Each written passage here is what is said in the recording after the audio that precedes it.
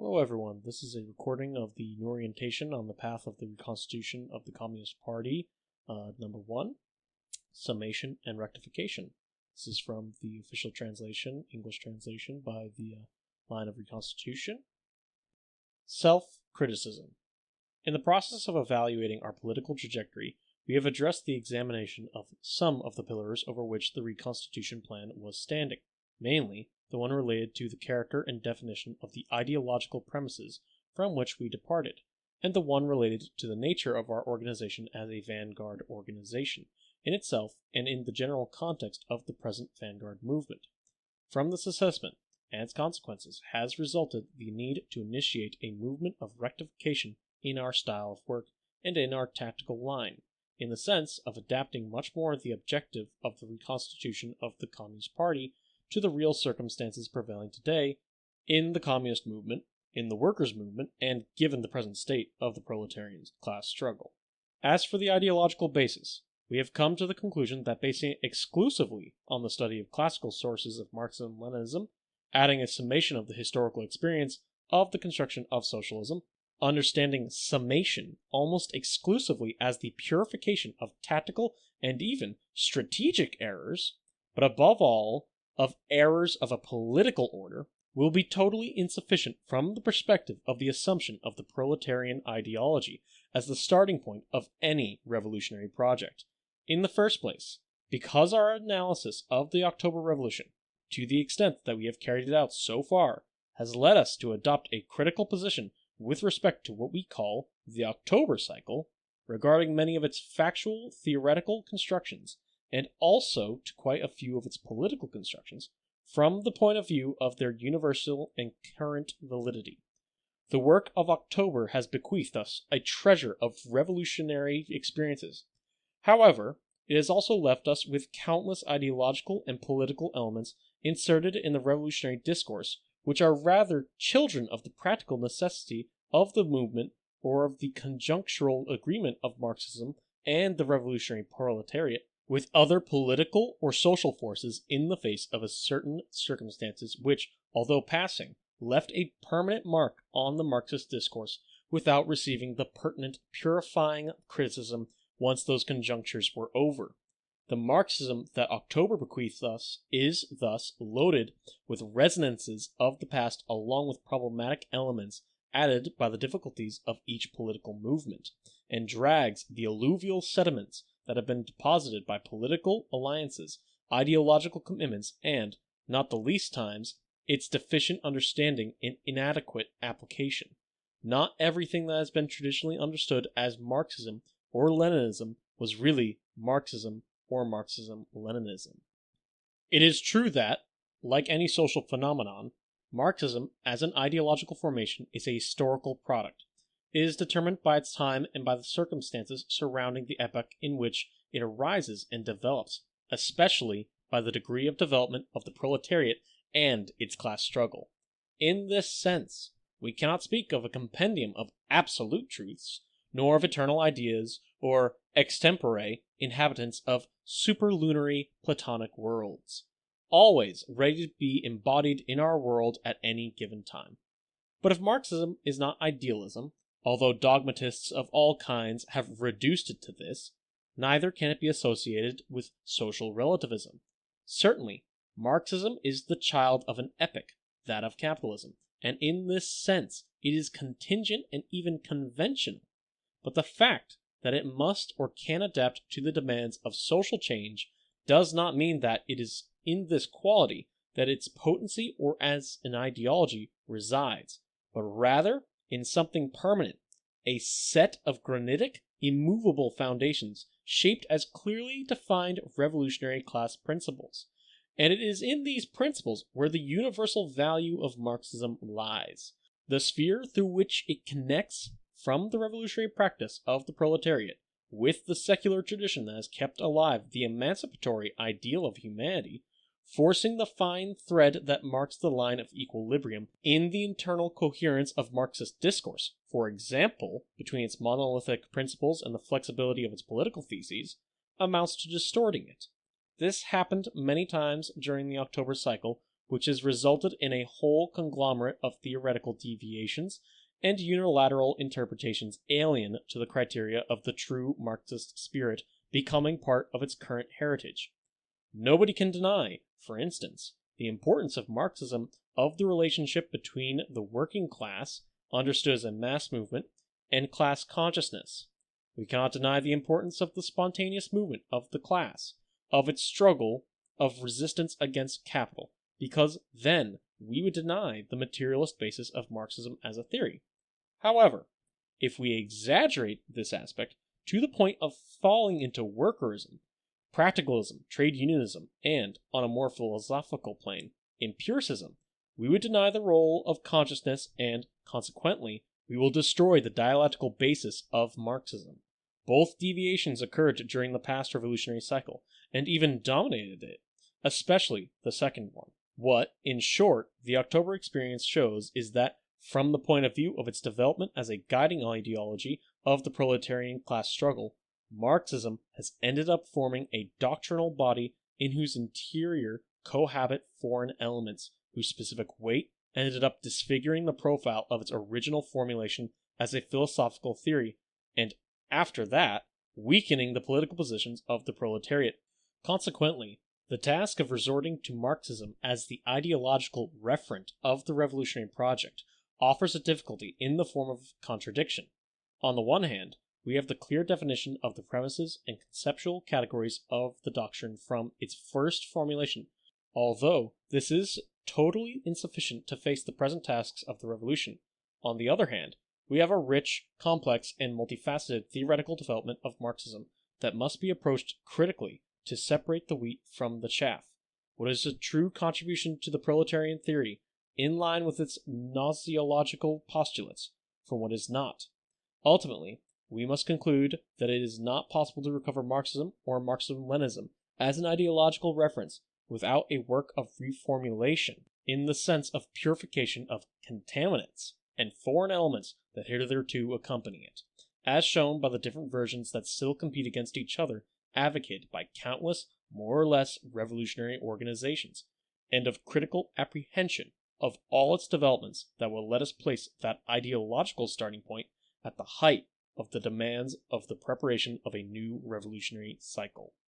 Secondly, not only is the reformulation of Marxism from itself, so to speak, necessary as an ideological basis, but it is also necessary that this reformulation matches the state reached by humanity's knowledge. The doctrine elaborated by Marx and Engels fulfilled this condition in its day, and the same can be said of Lenin's contribution. In both cases, there was a reformulation of a received theoretical legacy, and in both cases, this reformulation was carried out in relation to the progress of scientific knowledge. Naturally, Lenin's qualitative contribution to thought does not have the same significance as that of Marx and Engels. The latter two created a new conception of the world, different from the one they inherited, while the former developed an already existing worldview. Nevertheless, it is also important to point out that what Lenin received as theoretical doctrine was not a totally faithful reproduction of the set of ideas elaborated by Marx and Engels, since the Marxism he received was rather the particular reading and adaptation of Marx and Engels' doctrine carried out by the European Social Democrats. The merits and limitations of Lenin's theoretical contribution must be appreciated by taking this circumstance into account. As for the part of the rectification process that refers to our organization as a vanguard detachment, the raising of the ideological requirements has forced us to rethink our political work centered on propaganda and to understand the need to incorporate yet another objective to the work of the vanguard detachment, the construction of communist cadres. The deep significance of the task of recovering the ideological basis of the revolutionary project, together with the result of the assessment of the current situation of the proletarian vanguard as a whole, and of our situation in it, has allowed us to understand the efficiency of the political mechanism structured around the study-propagate axis, to study the principles of communism and propagate them, to investigate the historical experience of socialism and propagate the conclusions, to analyze the conditions of the proletarian revolution and spread them, etc. the study-propagate mechanism that has articulated the fundamental work of all the vanguard organizations until today, including ours, which differs from the others only by the rigor in the application of those tasks and by the content of the political line, but not in the manifest incapacity, due to the inertias stemming from the revisionist culture that survived in our style of work, to prepare the deployment in all its amplitude of that line and to arrange the channels that make it possible when said line is incarnated in revolutionary movement. A new aspect in the projection of the communist political work is then required, one which can no longer be limited to adopt the masses, the problems of their revolutionary leadership, and their conscious elevation, downwards reference, as the only reference. We must recover the reference for communism as the final objective in our politics, so that the highest objective also plays a fundamental role in our work, from the point of view of the planning of the political objectives and as a spur for the constant elevation of the vanguard, a guarantee of long-term continuity of the revolutionary process, upwards reference. To say it in a synthetic way and to summarize Karl Liebknecht's slogan, study, organize, make propaganda, which was valid during all the preparatory period of the October cycle, is no longer sufficient. In the preparation of the next cycle, the problem concerning the relationship of the vanguard with the mass movement or that of the party with the class, the problem of the means of the revolution, in short, will not completely fill with content the proletarian policy. It will also be essential to approach the question of the conscious factor, the question of the relationship of the revolutionary subject with the revolutionary objective, the question of the construction of the new starting from the consciousness, something solved with too much spontaneity and improvisation during the October cycle. During the first cycle, thought was given above all to how to win the leadership of the masses. Perhaps the hard competition imposed by the class struggle absorbed all the attention in this task. The fact is that it was too often forgotten to think about where to lead those masses. Proletarian politics thus ended up losing its way and nourishing itself less and less on the noble objective of emancipation and more on itself and on the pure and simple mass movement, continually falling back on tailism and possibilism. We will develop all of these aspects concretely in the following pages. What is important to emphasize now is that the reflection on the political tasks imposed by the reconstitution of the party has allowed us to become more aware of the nature of the process itself and of the growing complexity of its requirements, even more ideologically and politically demanding than what it may have seemed to us at the beginning more than a decade ago. New section, The Vanguard Today. Before addressing these requirements which complicate the Reconstitution plan, we will point out some of a different nature which will allow us to show that it is not only the theoretical and organizational premises which have been modified by the course of history, but also other premises which are objective and of a sociological and political nature, located in spheres far removed from the direct influence of our activity, and which determine to a great extent the nature of the problem of the preparation of a new revolutionary cycle, conditioning from the first moment the way in which it must be approached and the character of the tasks and the instruments needed to fulfill them. We are talking in particular about the point of departure that the vanguard adopts before the revolutionary cycle and, more specifically, about the political consequences that its different starting position in history entails. It is clear that, during the preparatory stage of the October cycle, the ideological vanguard of the proletariat was mainly made up of intellectuals of bourgeois social extraction. Hence, the kind of bourgeois ideologists who have raised themselves to the level of comprehending theoretically the historical movement as a whole, described by Marx and Engels in the Communist Manifesto, prevailed. This ideological vanguard assumed and elaborated scientific socialism and the revolutionary program and took them to the workers' movement, merging with it in the form of a revolutionary organization. The tactics of party building during the first revolutionary cycle were closely determined by this historical circumstance. Both the working class organizations that played a leading role in the period of accumulation of forces, parties of the Second International, and the party of a new type that led to the assault on power were built on that same historical premise, a premise that defined a tactic of political construction constitution of the party, based on the association of two fully configured elements, but external in principle to each other. The ideological manifestos and political programs of the revolutionaries were debated, drafted, and proclaimed by Marxist circles, and subsequently brought to the class in its spontaneous movement. These mechanics of fusion of external political factors had the advantage for the proletariat that the revolutionary theory, as something assumed and elaborated, formed an integral part of its movement from the very beginning. The drawbacks, however, was that the fusion as a revolutionary class of these two foreign factors crystallized above all in the form of organization, of political apparatus, more agitative than propagandistic and more propagandistic than theoretical, while the problem of the collective assumption of revolutionary theory by the advanced sectors of the workers' movement was incompletely approached and solved. This, naturally, entailed the payment of a high price in the long term, but in the short term, the rapid implementation of the revolutionary movement cleared up any doubts, especially when, as in the case of the party that opened the first cycle of the world proletarian revolution, the Bolshevik Party, historical events, rapid rise of the democratic revolution, and of the mass workers' movement in Russia, where pressing and getting ahead of them was necessary.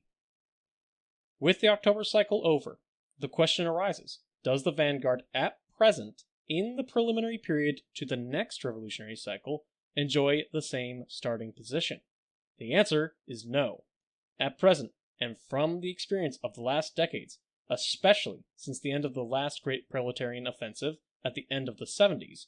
there are no declassed sectors of the bourgeoisie willing to gather the theoretical baggage of scientific socialism to contribute it to the workers' movement. There may be isolated cases, individuals who are willing to fulfill this role, but it is no longer a social phenomenon as in the first revolutionary cycle. However, the starting problem remains the same: revolutionary theory, as the sum of universal knowledge and the synthesis of the experience of the class struggle of the proletariat, cannot be elaborated within the workers' movement, but outside of it. Footnote here. This question is crucial. The revisionists and liquidators of Marxism know this, which is why it is always the target of their fiercest attacks. The last of them has been carried out by an experienced professional in the discrediting of Marxism,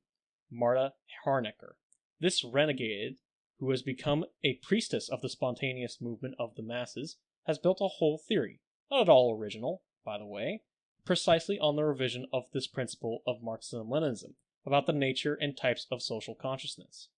Harnacker admits that, quote, enlightened, unquote, class consciousness is elaborated outside the practical workers' movement, because she cannot deny the evidence. But she does deny that this form of consciousness is the true and only proletarian class consciousness, because, according to her, the working class, in its resistance struggle, acquires class consciousness in a natural way, a consciousness that is already different and independent of bourgeois ideology, and, in addition, also different from scientific socialism. The purpose, then, of socialism consists in merely endowing this class consciousness with more coherence and strength, being this class consciousness the one that must nucleate the work of the vanguard in order to avoid the construction of know-it-all revolutionary parties, obsessed to the point of mania in training militants in theory instead of inciting them to struggle and educating them in it, without, quote, real contact with the people, unquote, and obsessed with, quote, controlling and supplanting them, unquote. As can be seen, more than a century later, Harnacker reissues Lenin's polemic with the Russian Social Democratic economists, placing herself on this occasion, unlike what she has stated in the past, on the side of the Martinov and Khrushchevsky of the time, and of the Ludo Martins and Nunez Maestro of today.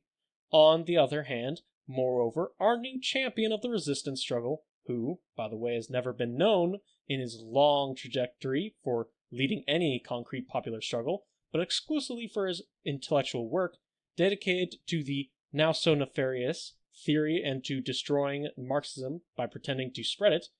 directly attacks the basic assumptions of the Marxist-Leninist strategy and tactics, the class character of the party and its vanguard role, the question of power as the central problem of the revolution, the hegemony of the working class, the dictatorship of the proletariat, etc.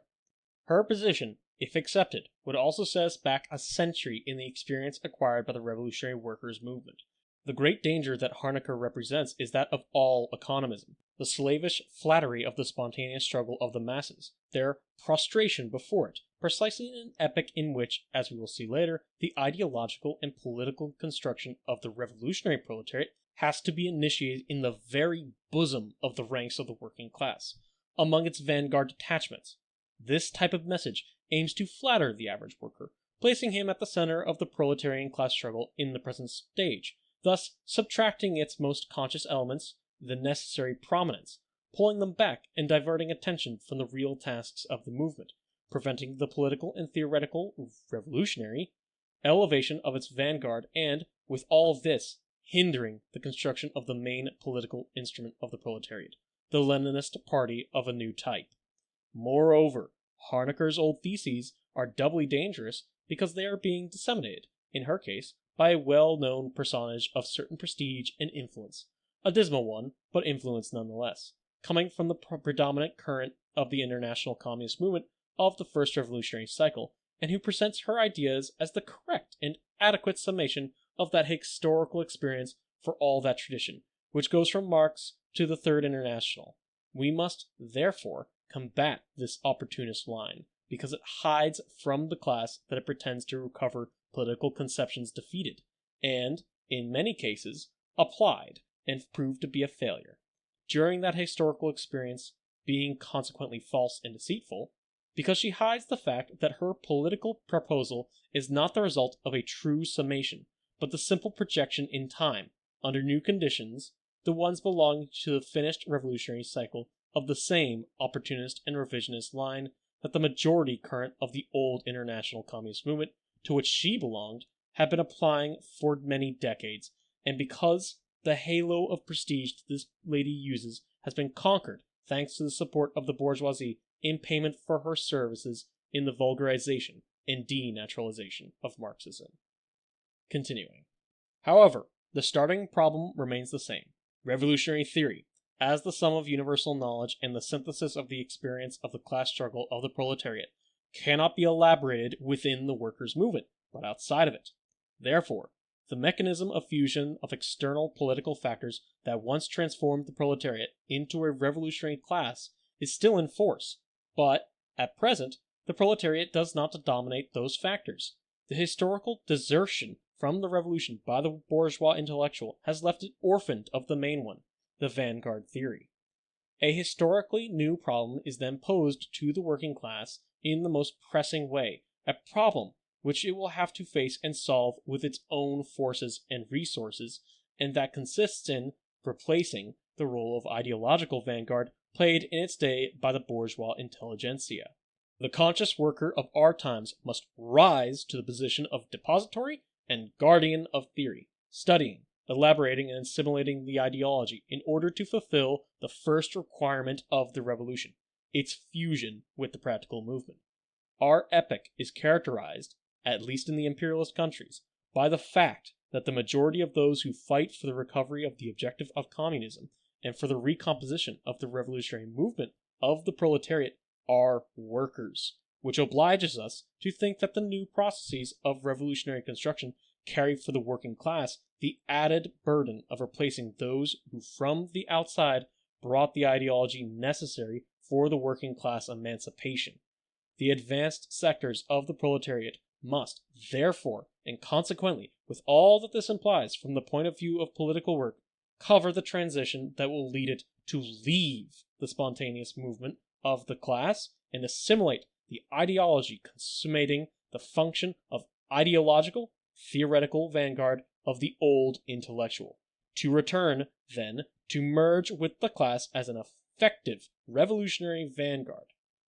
The reconstitution of the proletarian party must dedicate an ample part of its tasks to satisfy the requirements of this transition, mainly during its first stages, in the revolutionary era that opens. The contradiction between theory and practice is thus resolved within the working class after a process of split fusion with its vanguard. A longer process, politically, and also, in all probability, in time, than the simple fusion of the first revolutionary cycle, but that will allow us to undertake the process of construction of the party and socialism from a deeper vision with greater guarantees of success. The complete conquest of the proletariat of ideological vanguard by the most conscious sector of the proletariat, a conquest that implies a whole period of struggle among its various detachments, means a certain retreat from the point of view of the Reconstitution thesis, since in this political thesis it is presupposed that this position has already been conquered. Nevertheless, it has precisely been its application through the Reconstitution plan which has led us to the conclusion that it is necessary to take a step back in the political expectations and to reconsider, or better said, to consider in a concrete way the problem of the necessary preconditions for the question related to the dialectics of the ideological vanguard, practical vanguard, the question of its unity in the form of the Communist Party, to bear fruit in the best way. We are talking, after all, about how to achieve the unity of these two bodies through the Communist Party. All this implies a longer political path for the reconstitution process, but at the same time a much broader framework to solve, in a more satisfactory way and with greater guarantees than the revolutionaries who led the first cycle had, the question of always placing ideology in command of the whole process of revolutionary construction and transformation up to communism. And, in particular, right now, this new perspective gives us a better vision and a greater room to correctly implement the Reconstitution plan. Being and consciousness. But there's another aspect in this whole matter that allows us to affirm that, although the requirements for the reconstitution of the Communist Party today are broader and demand greater effort for their fulfillment, its starting point is situated on a historically superior plane to that of the period prior to 1917. We are talking about the causes and consequences that accompany the abandonment of the vanguard positions by the bourgeois intelligentsia that we have highlighted as characteristic of our epoch. It is not that the Marxist thesis that explains this phenomenon of the passage of certain sectors of the bourgeois intelligentsia to the ranks of the proletariat has lost its validity, a thesis that states that, quote, the progress of dissolution going on within the ruling class, in fact, within the whole range of old society, assumes such a violent, glaring character that a small section of the ruling class cuts itself adrift and joins the revolutionary class, the class that holds the future in its hands. Put it simply, this section no longer holds, as it did at that time this quote was written, the role of the ideological vanguard. Naturally, the process of decomposition of capitalism and its ruling class continues. Perhaps there is no better proof of this than the fact that it can no longer manage the system without the help of the labor aristocracy. Its crisis has provoked the false reflection of a reversal of the process of social decomposition, as if it were affecting more the working class. All the pseudo-debates on the supposed disappearance of the working class or its transformation into a middle class, etc., have this background. But the Ariviste declassing of a fraction of the proletariat only demonstrates its vigor and its possibilities for the future, while the growing dependence on its antagonistic class that capital experiences in order to give continuity to its system of exploitation, either because it needs the active support of the labor aristocracy, or because of the revolutionary passivity of the masses, for which said labor aristocracy plays a not negligible role, is evidence of the state of disintegration of the bourgeoisie.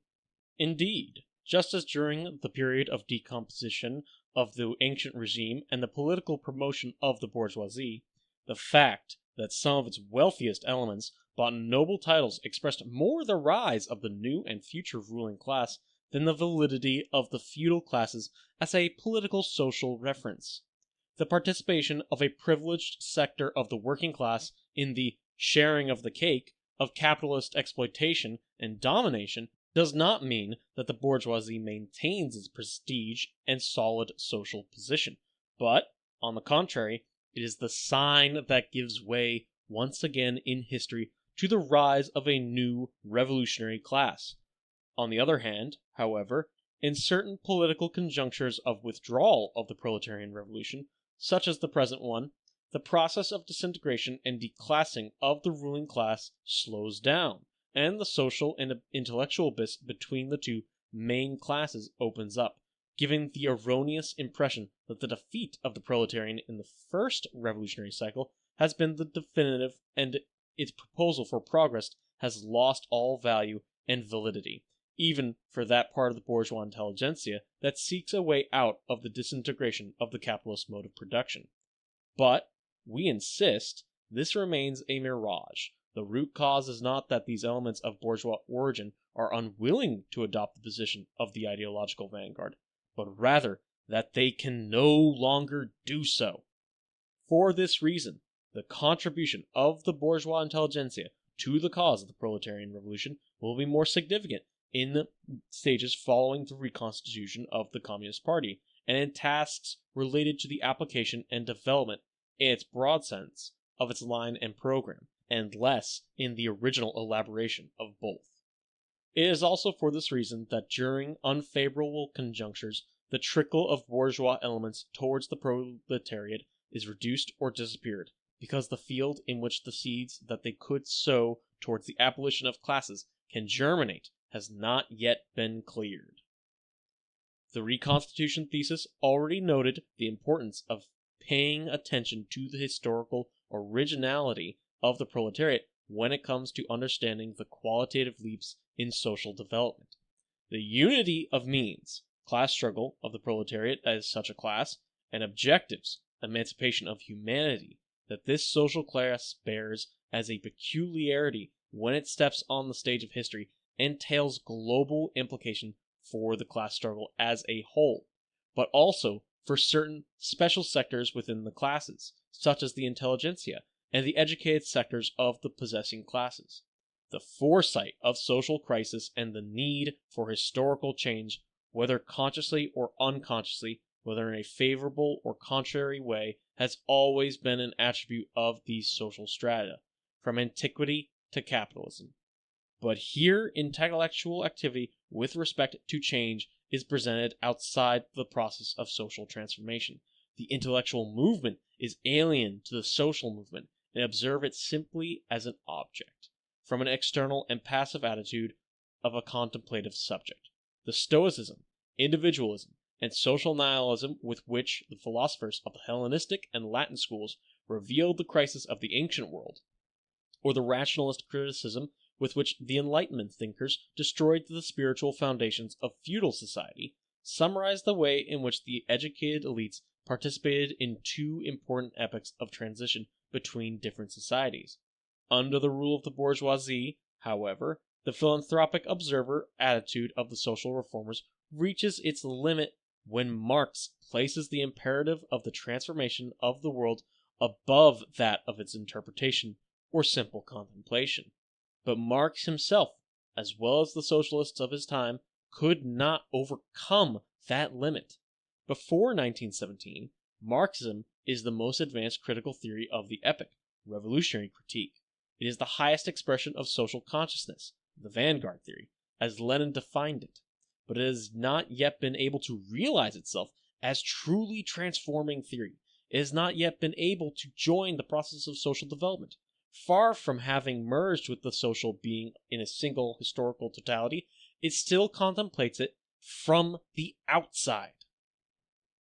The unity between social being and consciousness, a unity that implies the mutual dialectical transformation of both elements, and that sets in motion a process of self-transformation, conscious development, of society, will take place with the constitution of the social organism, capable of achieving the fusion between theory and social practice, of the social organism capable of giving at the same time a material content to theory and of inducing a conscious direction to historical evolution. This social organism is the party of a new type that Lenin designed in its fundamental features, and which, probably, constitutes his main contribution to Marxism. In the Leninist party of a new type, in the Communist Party, theory, pure intellectual work, is fused with immediate practice in an activity of progressive transformation of reality. The social being here is no longer contemplated, governed, or dictated from the outside by the conscious. Here, we find ourselves before the self-conscious social being in the process of self-transformation and development. Here, finally, the old intellectual, who turned into a social reformer, the best legacy of the educated elites of the dominant classes and the last expression of subjective knowledge of the conscious subject that does not merge with the object, disappears as such, as an independent figure in history. From this moment on, this figure surrenders his banner of the standard-bearer of progress and submits to the implacable dialectic of the class struggle. Either he joins the revolutionary organism, where he will lose his title of individual intellectual, but will join the collective intellectual who leads the movement of conscious transformation of the world, or else his stupid narcissist vanity will lead him to place himself at the service of the reactionary classes and the counter-revolution, under the pretext of a pretended intellectual freedom. Before the revolutionary experience of the October cycle, being and consciousness developed along parallel channels. Technology, the form of application of experimental sciences to reality, mainly to capitalist exploitation, is the way in which the bourgeoisie has gone furthest in the problem of unifying theory and practice. The representation of reality through objective laws and the abstraction of the world through the rules that govern its movement facilitated the rationalization of experience through the intervention of those laws and rules, science, with instruments inspired by them, technology. Technique, then, would be the point of convergence between a rationalist conception of the world and the rationalization of a world that the subject that transforms in his own image and likeness. But this is a spurious method, since the application of technology is based on the principle of verification and reproduction of objective laws, and does not admit any principle of transformation of these laws as reality by the conscious subject, which, in turn, is conceived as a separate entity from the object on which it exercises its activity. On the contrary, from 1917 onwards, when, for the first time in history, there is a process provoked, led, and directed by an ideologically cohesive and collective political organism, unlike all previous similar processes, which had a high component of spontaneity and were to a large extent the end products of the aggregate of innumerable random events, and never of a single conscious initiative with defined means and ends. Those two parallel channels converge in a revolutionary process of transformation of the social totality, where cognitive activity is no longer an activity of apprehension and verification of reality, but of change of that reality, and where the development of that reality cannot be separated from the constant revolutionization of our conceptual premises of our conception of the world. The October Revolution opens a new era in which the conscious subject is a social organism with the capacity to transform objective reality in a creative process of integration that will open new stages of development and organization for human communities. After the end of the revolutionary cycle opened by October, the individual intellectual armed with his critical theory is no longer at the starting point of the new cycle. The historical development requires that the starting point stands the organism capable of clearing the path of social progress through a total transformation of the world, the Communist Party. Historically, the debate on the role of the intellectual in society or in the face of progress has therefore lost its validity. It is expired and is no longer on the agenda, having consummated the first revolutionary cycle. To raise the question of emancipation means to put in the foreground the problem of the Communist Party, that of its nature, and all the questions related to the requirements for its construction. Taking all this into consideration, we affirmed that the preparation of the second cycle is placed on a higher plane in comparison with the first cycle. The conquest of the position of revolutionary vanguard can no longer be in the hands of a pretended ideological vanguard, that has not acquired the capacity to influence the social process, that has not built social links with the class that generates all the wealth and that serves as the motor of society that allows it to exercise a transforming practice. Before 1917, the isolated vanguard nucleus formed by daring intellectuals ready to put themselves at the head of the revolutionary events could still play some role, but the Leninist conception of the party of the new type, its role throughout the historical cycle of the October Revolution, and, above all, the work of transformation and new social construction that was forged around that party, demand today that the starting point of any future revolutionary process should be occupied by such a party, exponent of the qualitative leap in the requirements that the preparation of the revolutionary cycle demands nowadays, a qualitative leap that is expressed in the fact that it is no longer enough for the subjective factor of the revolution to present itself as pure ideological vanguard, but it needs to have gone through a phase of socialization, of fusion with the practical movement in the form of the Communist Party. It is for this reason, because the historical experience of the revolution since 1917 places the proletariat at a higher stage of political maturity, that the complete and most coherent vision of the Communist Party, our Reconstitution thesis, could only be formulated once the first revolutionary cycle was over, applying this experience to the prerequisites of the next revolutionary cycle. However, the fact that the intellectuals' debate before society and progress is outdated or surpassed does not mean that the intellectual function has ceased to play a role before that progress, a role that the party must take up again, assimilating and surpassing it in the broader context of the preparation of communism. This is the background problem faced by the vanguard, including our organization, nowadays. A problem that must be resolved and which implies the necessity, firstly, of conquering the ideological vanguard position, something which is necessary but not sufficient to initiate the revolutionary cycle as the first step towards the reconstitution of the party as the real revolutionary vanguard. Character of the present moment. The most immediate consequences in the practical sphere derive from the necessity of reconquering the vanguard position by Marxism-Leninism, and the fact that this reconquest will have to be done by the working class itself, are the following. First, from an organizational point of view within the vanguard attachments, the necessary promotion of the cultural and intellectual formation of communist militants beyond the routine initiation programs with which the formal compromise with the proletarian ideology is commonly resolved. In the second place, from a political point of view, the understanding of the fact that no truly revolutionary political line exists or can exist if it is not built on the formation of the vanguard in that ideology, on the reconstitution of its revolutionary theoretical discourse, and on its development and application through debate and two-line struggle within the vanguard. The understanding that, nowadays, the field of consciousness, and, therefore, the field of the questions around its class nature, its internal coherence, etc., is the core from where a proletarian politics is built.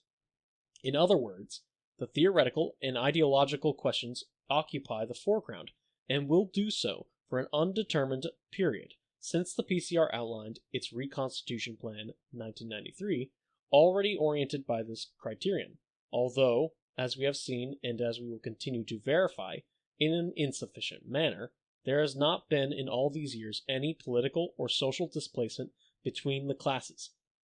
nor within the working class, including its vanguard sectors, that justifies a displacement of the axis around which the revolutionary political projects must continue to be built, and the political impotence shown by the last important events led by the masses, such as the mobilizations on the occasion of the Prestige case, and, above all, those against the Iraq War and the ones that took place after the terrorist attacks on March 11th, have only endorsed this thesis. The theoretical and ideological problems that the vanguard must solve in the perspective of the proletarian revolution and communism configure that axis, so we can say that, from the point of view of the general proletarian movement, and the leadership of its class struggle, we are in a moment of accumulation of vanguard forces.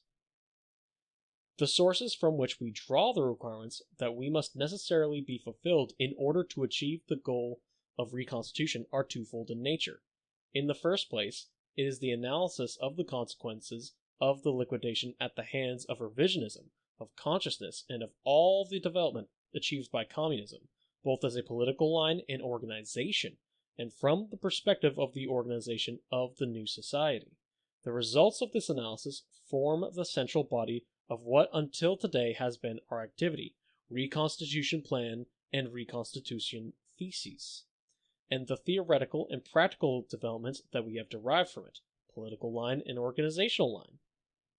In the second place, the analysis of the political peculiarities of the second revolutionary cycle, especially compared to those of the first one. In this field, even though we have adopted the theory of cyclical development of the world's proletarian revolution on a historical scale, almost since it was established by the Communist Party of Peru, in the context of the formulation of the thesis of a bend in the road, Tesis del Recodo, for the Peruvian Revolution after the fall of the party leadership in 1990 and the debate around Chairman Gonzalo's letters, it is now that we are becoming aware, also in the light of certain conclusions drawn from the studies on the construction of socialism in the USSR, of the importance of the comparative analysis of the premises necessary for the commencement of each revolutionary cycle. Thus, regarding the question of the vanguard, we see that, historically, before the first revolutionary cycle, it gets organized in short periods of time, from 1895 until 1903 in Russia, and, in the rest of the countries, through single constituent acts, which were almost always reduced to the assumption, formal in most cases, of the Comintern's 21 conditions. As we explained before, the conditions to build the vanguard were completely different to those of today, mostly due to the position adopted by a sector of the bourgeois intelligentsia towards the revolution and to the presence of a revolutionary movement on the offensive and of an international vanguard organization, the Communist International. These conditions facilitated the fulfillment of the mentioned requisites for the organization of the vanguard party, but also established, in turn, a certain conception in the communist imaginary that caused defects of a strategic nature, like the insufficient ideological split from opportunism, which paved the way for opportunistic policies, and the extremely weak policy in terms of education of cadres among the proletariat, that went hand in hand with the scarce penetration in the ideological problems which are directly related to the construction of the vanguard, and which, in the long run, weakened the proletarian stance in the two-line struggle within the communist parties. It was from these political constitutions that the communist parties started to consider straight away how to win the masses and how to seize the power, getting involved in class struggle at a large scale. In this situation, the counter-revolutionary events that caused retreats were seen as an accumulation of forces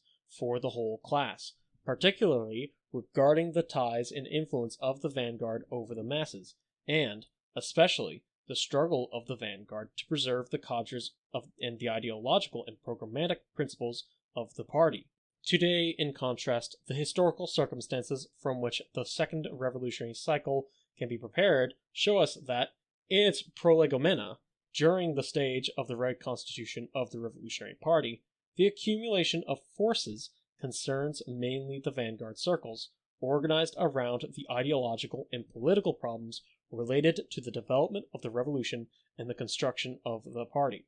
We are thus not talking about a conservative task, but of a creative one, as the first objective of the Reconstitution is to recover the revolutionary ideology of communism and to build cadres that will bring it again to the forefront of the revolution.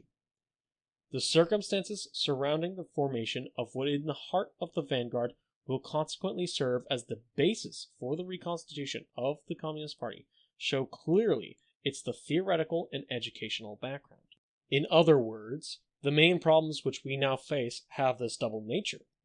and the practical problems that we will face will be closely related to the provision of means and the creation of the necessary instruments to solve those problems. Its solution, then, will entail the political strengthening of the vanguard in general, and of our organization in particular, since it will mean that we are progressing in the task of reconstituting communism from the ideological point of view, a process in which the communist militant will find enough spur, inspiration, and initiative for his work. Let us not forget that the strength of the vanguard resides in its ideology, as well as a revitalizing force for his organization. Our ideology, with all the problems that surround it nowadays, must then be, in the present situation, the starting point and the purpose of the main activity carried out by the vanguard. More self-criticism. As it can be clearly seen, the assessment of our own trajectory forced us to perceive in a more mature and coherent way the role of ideology and the character of the tasks derived from it. But it has also forced us to improve the way we perceive our practical work and to subject it to a severe criticism. The conclusions drawn from this criticism lead us to rectify certain fundamental elements of our previous mass line, which was the product of two kinds of mistakes: method-related mistakes and conception-related mistakes. The mistakes related to our method are the ones linked to the analysis of the dialectical elements of the reconstitution process in its present stage, and which led us to separate our theoretical activity from our practical activity. In particular, the cause of the mistakes consisted, first, in absolutizing the fundamental contradiction that dominates all the process of reconstitution, the one between the theoretical and the practical vanguard. We did not observe this contradiction as the principal one, but as the only one, and we considered the theoretical and practical problems related to the organization of the theoretical vanguard as their principal aspect, while the mass work with the practical vanguard moved to a secondary level. In the second place, we reduced mechanically the tasks of the plan in its present stage to that dichotomy, dividing them into principal ones, including here the theoretical tasks, formation, investigation, elaboration, etc., on one side, and secondary ones, or practical tasks, principally the mass work above the propaganda level, on the other. Doing so, we broke the organic unity that must exist between organized vanguard and mass line, divorcing theory from the practice in our political line through a process of internalization of theoretical activity and a process of externalization of our practical activity. The lack of an analysis of the underlying dialectical complex in the process of reconstitution and the reduction of this complex to its general form, to the contradiction between theoretical vanguard and practical vanguard, in which the secondary aspect was presented as something not capable of being influenced by the principal one, as something external to it, because taken as a whole, as an homogeneous block, as practical vanguard in general, it did not satisfy the political needs of the present stage of the reconstitution. Those of theoretical nature, in particular, led us to assume the internal activity as something exclusively internal, while the objective of the mass work was more and more perceived as something unrelated to the most urgent political needs. Therefore, the practical work was increasingly appreciated as a simple experience, something to consider in the future when we would start addressing the questions related to the third stage of the reconstitution, closer links with the practical vanguard, integrated in the spontaneous mass movement and development of the program, the necessary political line, identified with the most theoretical points of the plan, on the one hand, and, on the other, the mass practice, increasingly seen as a secondary and experimental activity, only useful when the theoretical demands of the plan were mainly addressed, entailed not only a separation between theory and practice within our political activity, something that emptied our mass line, it also ended up reducing, from a conceptual point of view, our vision of the mass work to the form of mass work in general, without any nuances, with no capacity to apprehend the difference between the different sectors of the proletarian vanguard, which were more and more perceived as a homogeneous and gray block. The increasingly consolidated conception of a mass line applied as mass work in general hence projected its abstract mediocrity over its own object. The average worker of the practical vanguard, the militant of the resistance movement, and especially the trade union member with class consciousness in itself, became this way. The prototype of the future communist militant whose consciousness would be won once we took the mass work up again in a more serious way, already armed with an elaborated revolutionary theory, line, and principles, the two main products coming from the first two stages of the Reconstitution plan. Our mass line became useless for the Reconstitution since it became a trade unionist mass line. The mistakes of our method in the application of the guidelines of the Reconstitution thesis to fulfill the plan brought, as consequence, misconceptions of the same nature as the matters we had been dealing with. In particular, the way of understanding how the course of the Reconstitution can prosper, or which are the mechanisms that make it possible and allow its development. More specifically, we didn't properly understand the nature of dialectic mediation in mass work. This mediation implies that we cannot transform the consciousness of the masses, neither the consciousness of the masses in general, neither the consciousness of the sectors of the vanguard that can form our masses at that moment, in a direct way through communist ideology. We need the mediation of certain factors and of certain practice for this subjective transformation to take place. The misunderstanding of the dialectic mediation is the philosophical form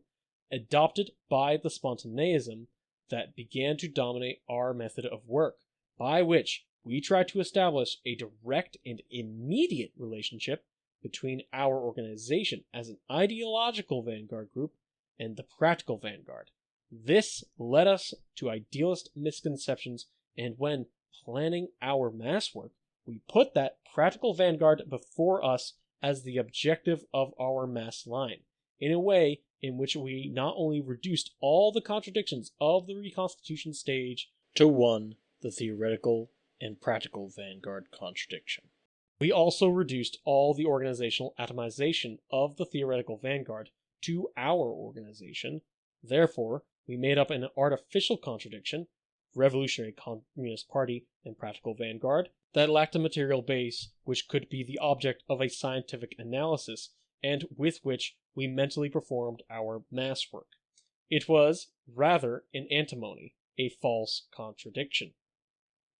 From the perspective of dialectical materialism, mediation implies the acknowledgement of the interaction and interrelation between elements of the fact that nothing is immediately identical to itself, but through the other and its contrary. Mediation ultimately is the acknowledgement of contradiction.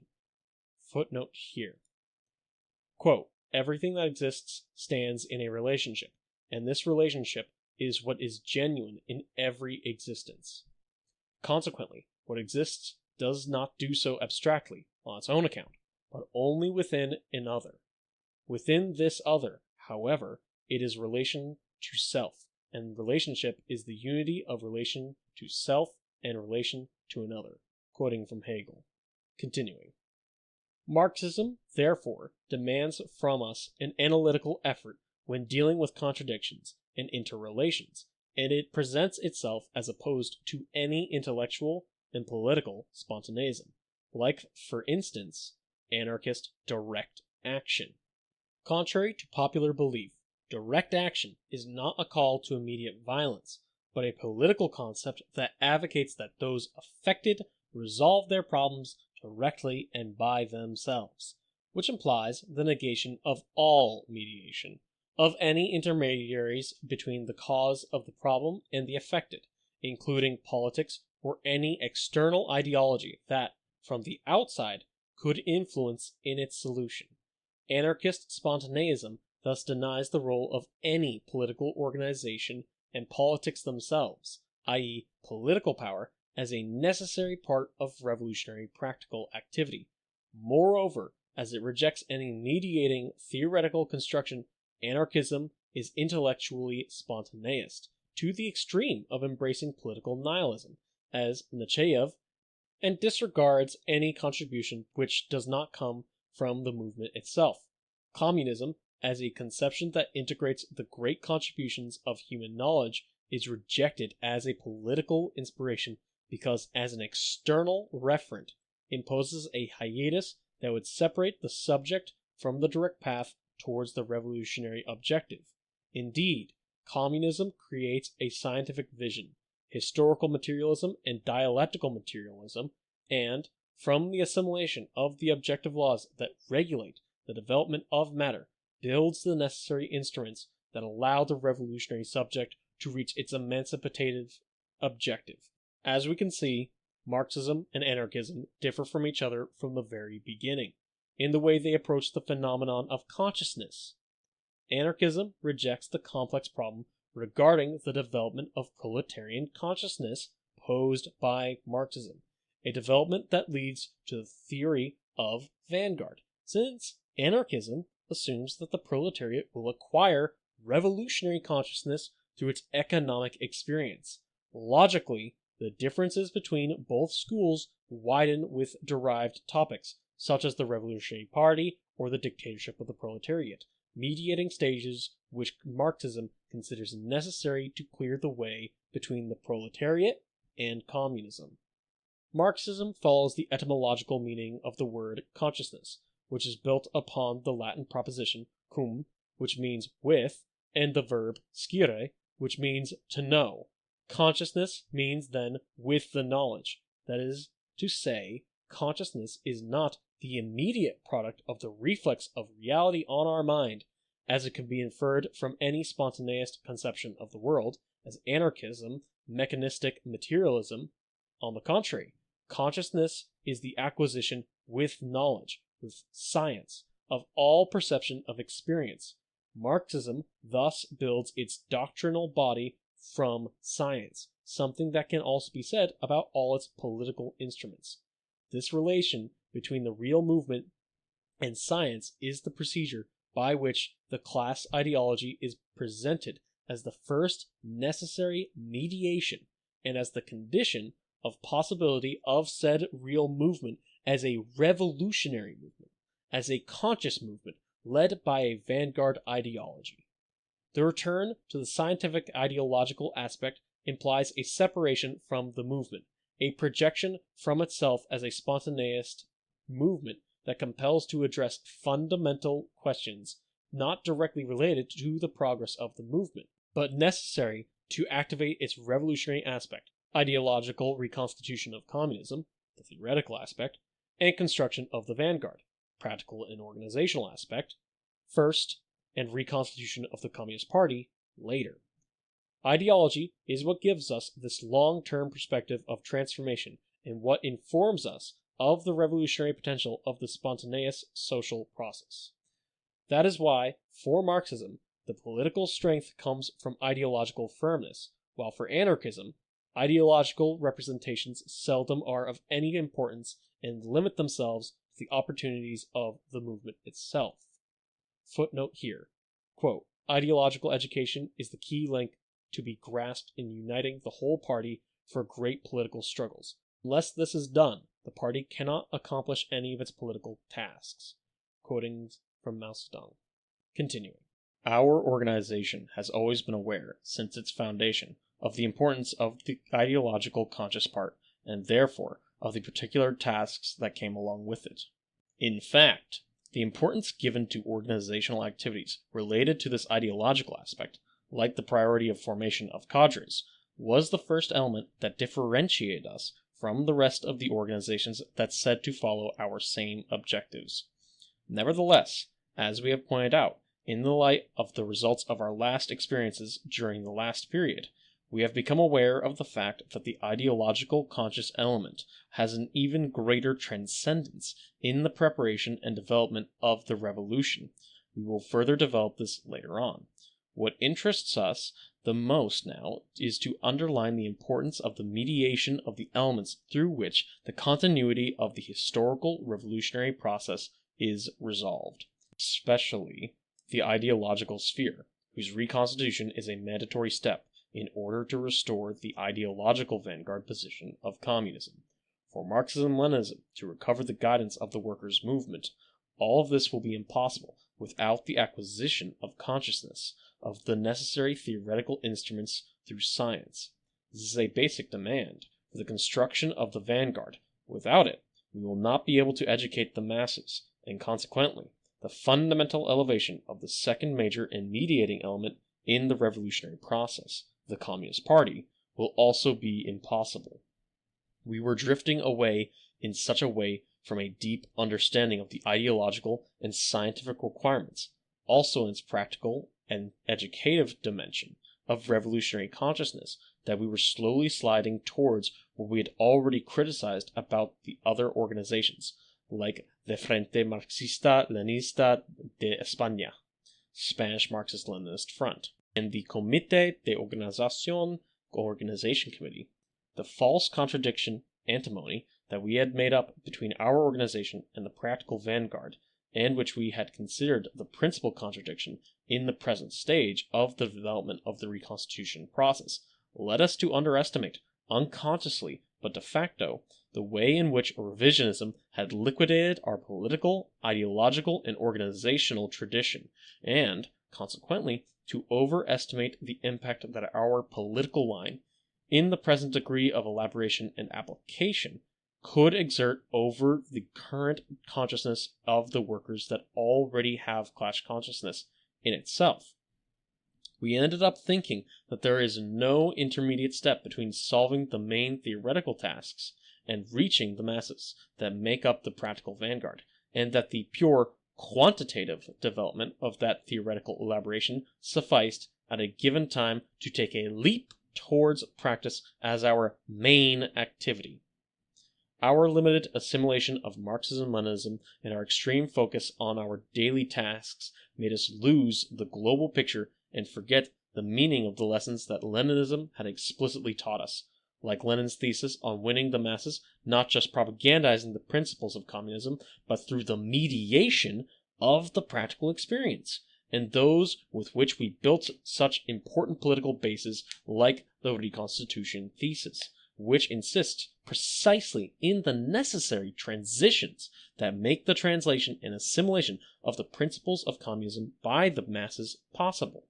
The successive steps that lead from the principles to the political line, and lastly, to the program, constitute the successive links of the chain that allow this assimilation of communism through concentric circles that are increasingly wider, whose scope includes progressively bigger sections of the most advanced sectors of the masses. Each of those transitions requires, however, a concrete analysis and a definition of the theoretical and practical tasks, as well as a link between them, a mass line. Our mistake, which came from the separation in our minds of the theoretical and practical problems of the Reconstitution as principal and secondary problems, led us to the false conception that these transitions were kept and resolved, fundamentally, in the field of theory,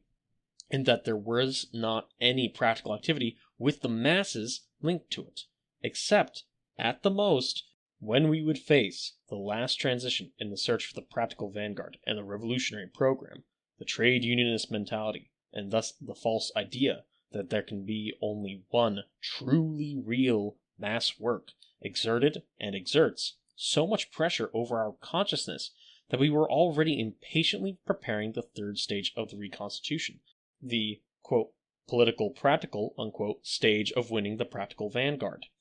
Eager to address the task we were most familiar with, to work elbow to elbow with the masses, we had our sights set more in the future than in the present, and, with such intellectual attitude, we neglected the analysis of the singularities of the current stage. Now we have rectified on this matter, and we have tried to rearrange our vision towards the order and interrelation of the contradictions which are at the base of the Reconstitution process.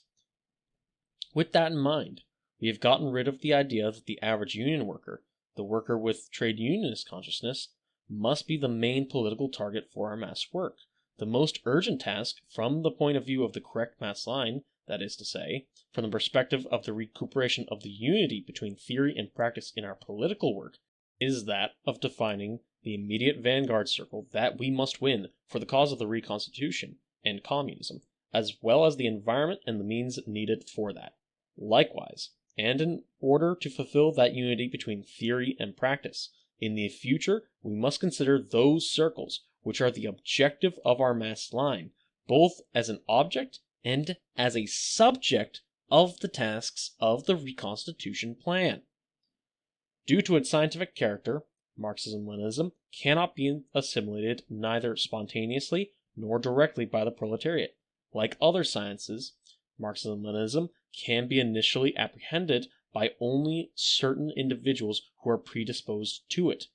but it requires a series of instruments so that it can become part of the class and its movements. Those instruments are the means through which Marxism-Leninism adapts itself to the language and the intellectual reception of an increasing base of the proletarian masses. If we are allowed to introduce such an analogy, this process is really similar to the one we can observe in the food chain. The food chain is based on the organization of species according to a predatory scale in which each one of them feeds on its predecessor and serves, in turn, as food to the next species. The trophic chain is regulated by a dialectical process based on the contradiction between organic and inorganic matter, that is to say, the cycle of transformation of one into the other. In this cycle, minerals, calcium, phosphorus, iron, etc., and other substances which are essential for life are transformed into organic matter thanks to the photosynthesis mechanisms of plants. When plants are ingested by herbivorous animals, they metabolize those substances thanks to the organic form in which they present themselves. The same way happens when herbivores are hunted by carnivores. The latter will assimilate the basic materials necessary for life in the only way possible for them, that is, not directly, but through the physiology of the herbivore. Something similar happens with proletarian ideology. It cannot be assimilated directly by the class, but through its most theoretically and culturally advanced sectors, which in turn expand their influence to sectors that are even wider and even more linked to the deepest strata of the class. Proletarian ideology thus traverses this kind of food chain of communism, through which pure principles of Marxism-Leninism are metabolized until they become comprehensible to the great majority of the proletarian masses, through a successive hierarchy of problems, concerns, and demands. In this process, Marxism-Leninism starts by solving the fundamental theoretical problems that the next resumption of the labor movement as a revolutionary movement requires: ideological reconstitution. Regaining its ideological vanguard nature, struggling ideologically and politically against the opportunistic way of resolving these problems. Then, by defeating these opportunistic movements and incorporating the best masses from them, their most honest and valid members, the construction of the proletarian vanguard continues. It is in this way that our mass line, aimed at the conquest of these theoretically advanced circles of the class, theoretical vanguard, consider them as a political objective, to incorporate them as subjects of the Reconstitution. We will unravel later on the meaning of all these new aspects that have emerged in our vision of the Reconstitution process. We will now explain broadly, without paying attention to the particular, more or less incorrect way in which we dealt with it, the meaning it acquires from the historical perspective of the social process, in order to finish explaining the problem of mediation, and to give a general idea of the role it plays in a process such as the proletarian revolution. We will use the following diagram to help us do this. For our audio listeners, I will attempt to describe the figure. We have a figure depicting first primitive communism with an arrow leading to a box that contains the words Communist Revolution, and an arrow out of that leading to communism. The box with Communist Revolution is connected to another box that says Communist Ideology and has an arrow in that leading to Party. This box has an arrow leading out of it to Dictatorship of the Proletariat. That box, the Communist Ideology to Party box, has another box connected to it, Principles, with an arrow leading to Line, and that box has an arrow leading out of it, leading to Program. The Principles to Line box has another box connected to that, where we have Marxist-Leninist theoretical vanguard, with an arrow leading to the vanguard. Continuing. At the top level, we have a summary of the history of humanity, which, from a certain point of view, can be interpreted as the passage from a classless society, but in a state of need, primitive communism, to a classless society in a state of freedom, communism. This step, however, can only be taken through class society, whose main task is the development of the productive forces. We have summarized this step as communist revolution, because all the contradictions of society that must be resolved before reaching a superior historical stage are condensed in it.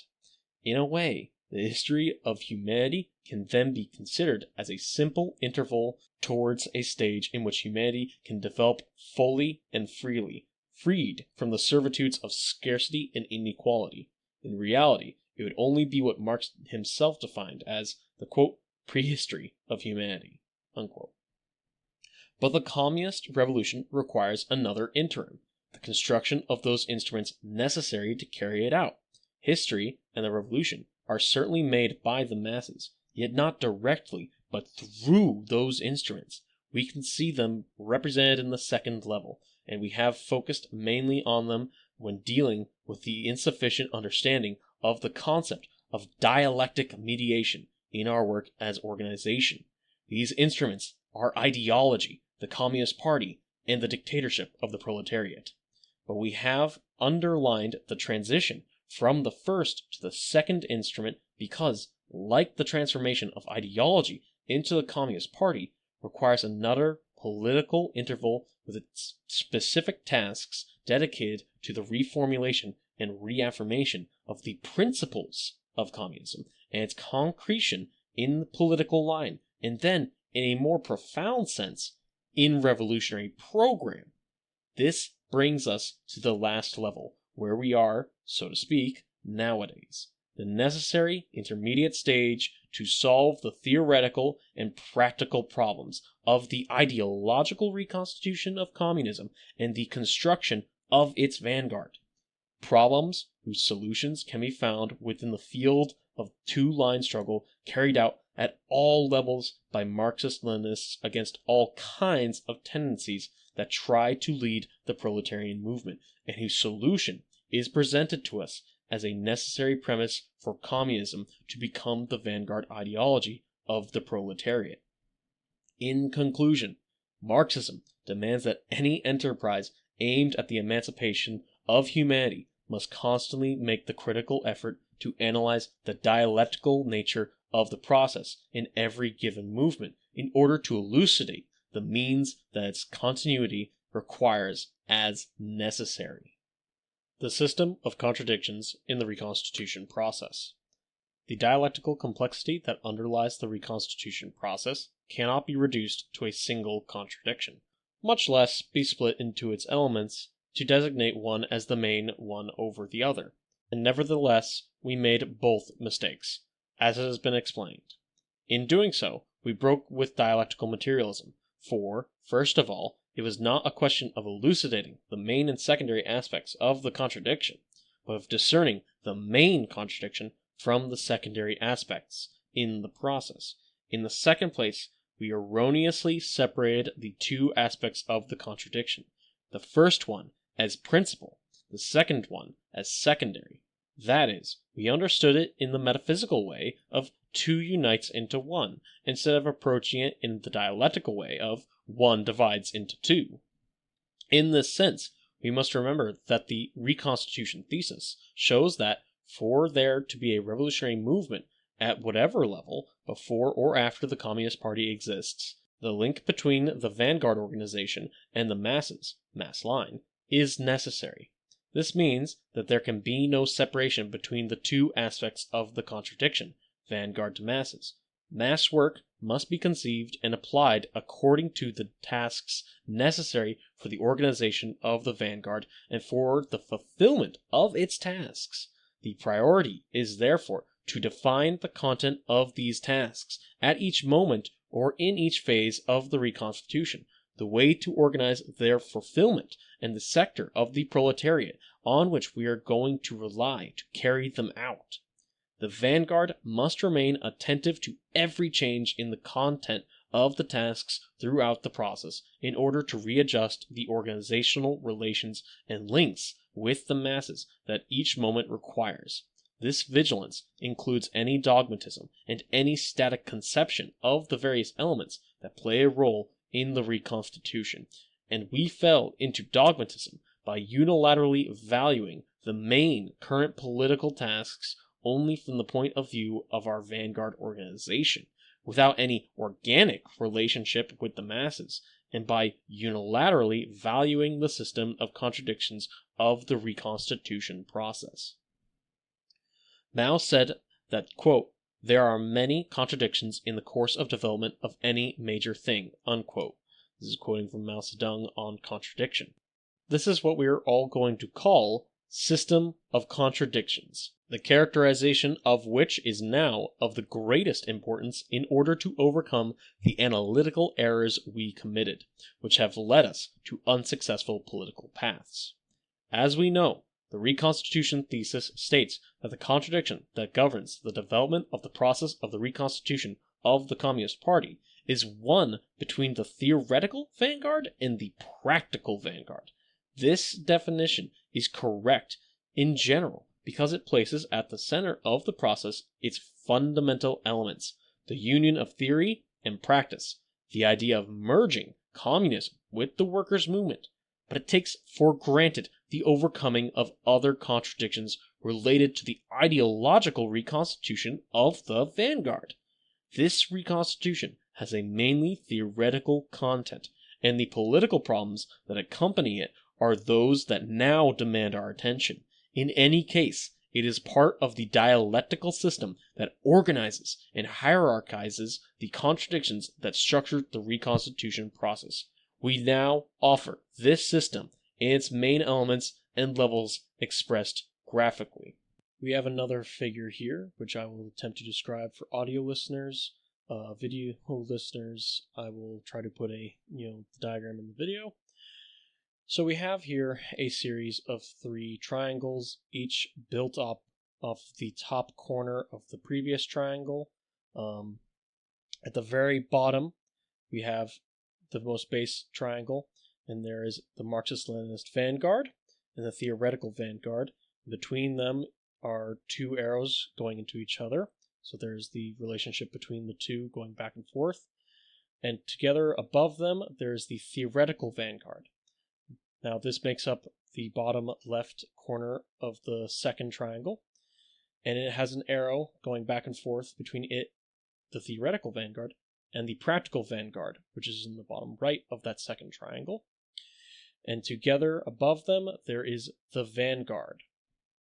Now the vanguard, making up the top of the second triangle and the bottom left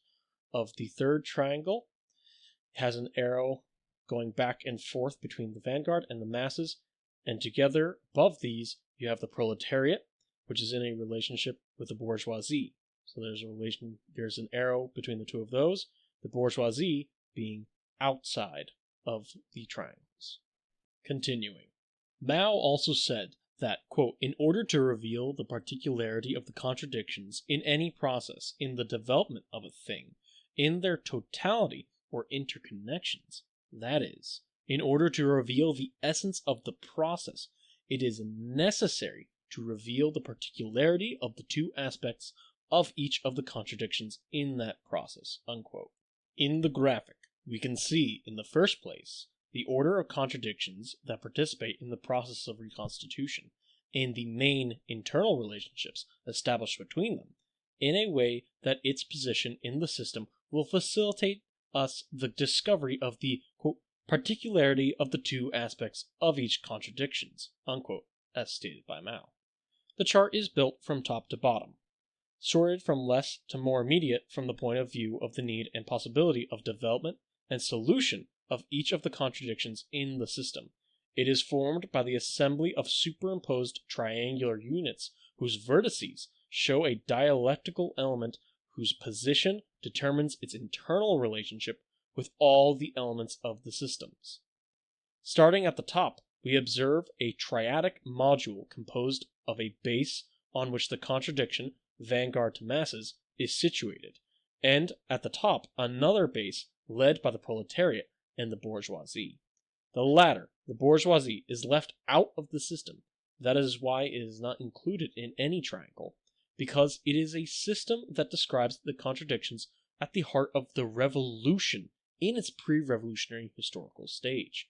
This is the system of contradictions that the vanguard must resolve and overcome as a precondition for the great open confrontation between the main classes of modern society. The system, then, describes as graphically expressed in the diagram the contradictions that are within or behind the proletariat as a necessary class. The proletariat and bourgeoisie contradiction can only be resolved within the proletarian revolution.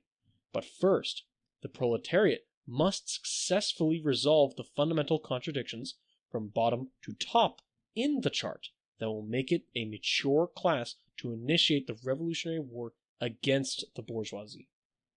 The proletariat, as a political entity, on the other hand, develops according to the vanguard masses contradiction, which we have placed at the base of this upper triangle, which is resolved with the construction of the Communist Party, that is, the revolutionary period that goes from the constitution of the party to the dictatorship of the proletariat, when it tackles tasks belonging to this phase of the revolution, such as the construction of the United Front, the Red Army with masses belonging to other classes, or the construction of communism. This is the fundamental contradiction that explains the nature of the proletarian party, the Communist Party, and the proper treatment of the unity of its two contradictory aspects is what will enable the political development of the proletariat as a revolutionary class. Finally, the position of the different dialectical elements at the top of the drawing tells us what the struggle between the proletariat and the bourgeoisie is not the central problem at this stage of the revolutionary process. The bourgeoisie is left out of the system. That place is reserved to the struggle to solve the different problems that are related to the vanguard masses contradiction, and, above all, the problems that affect in its main aspect the vanguard. In particular, we are talking here about the questions related to the establishment of the necessary links to achieve the unity of this contradiction in the form of a revolutionary process, for which purpose the class struggle is mainly developed within the working class between the vanguard and opportunism, reformism, and revisionism, which seek to prevent the political and organizational approach between the masses of the proletariat and its revolutionary vanguard. The questions that surround the vanguard generally are those that focus the attention of communism in the current period.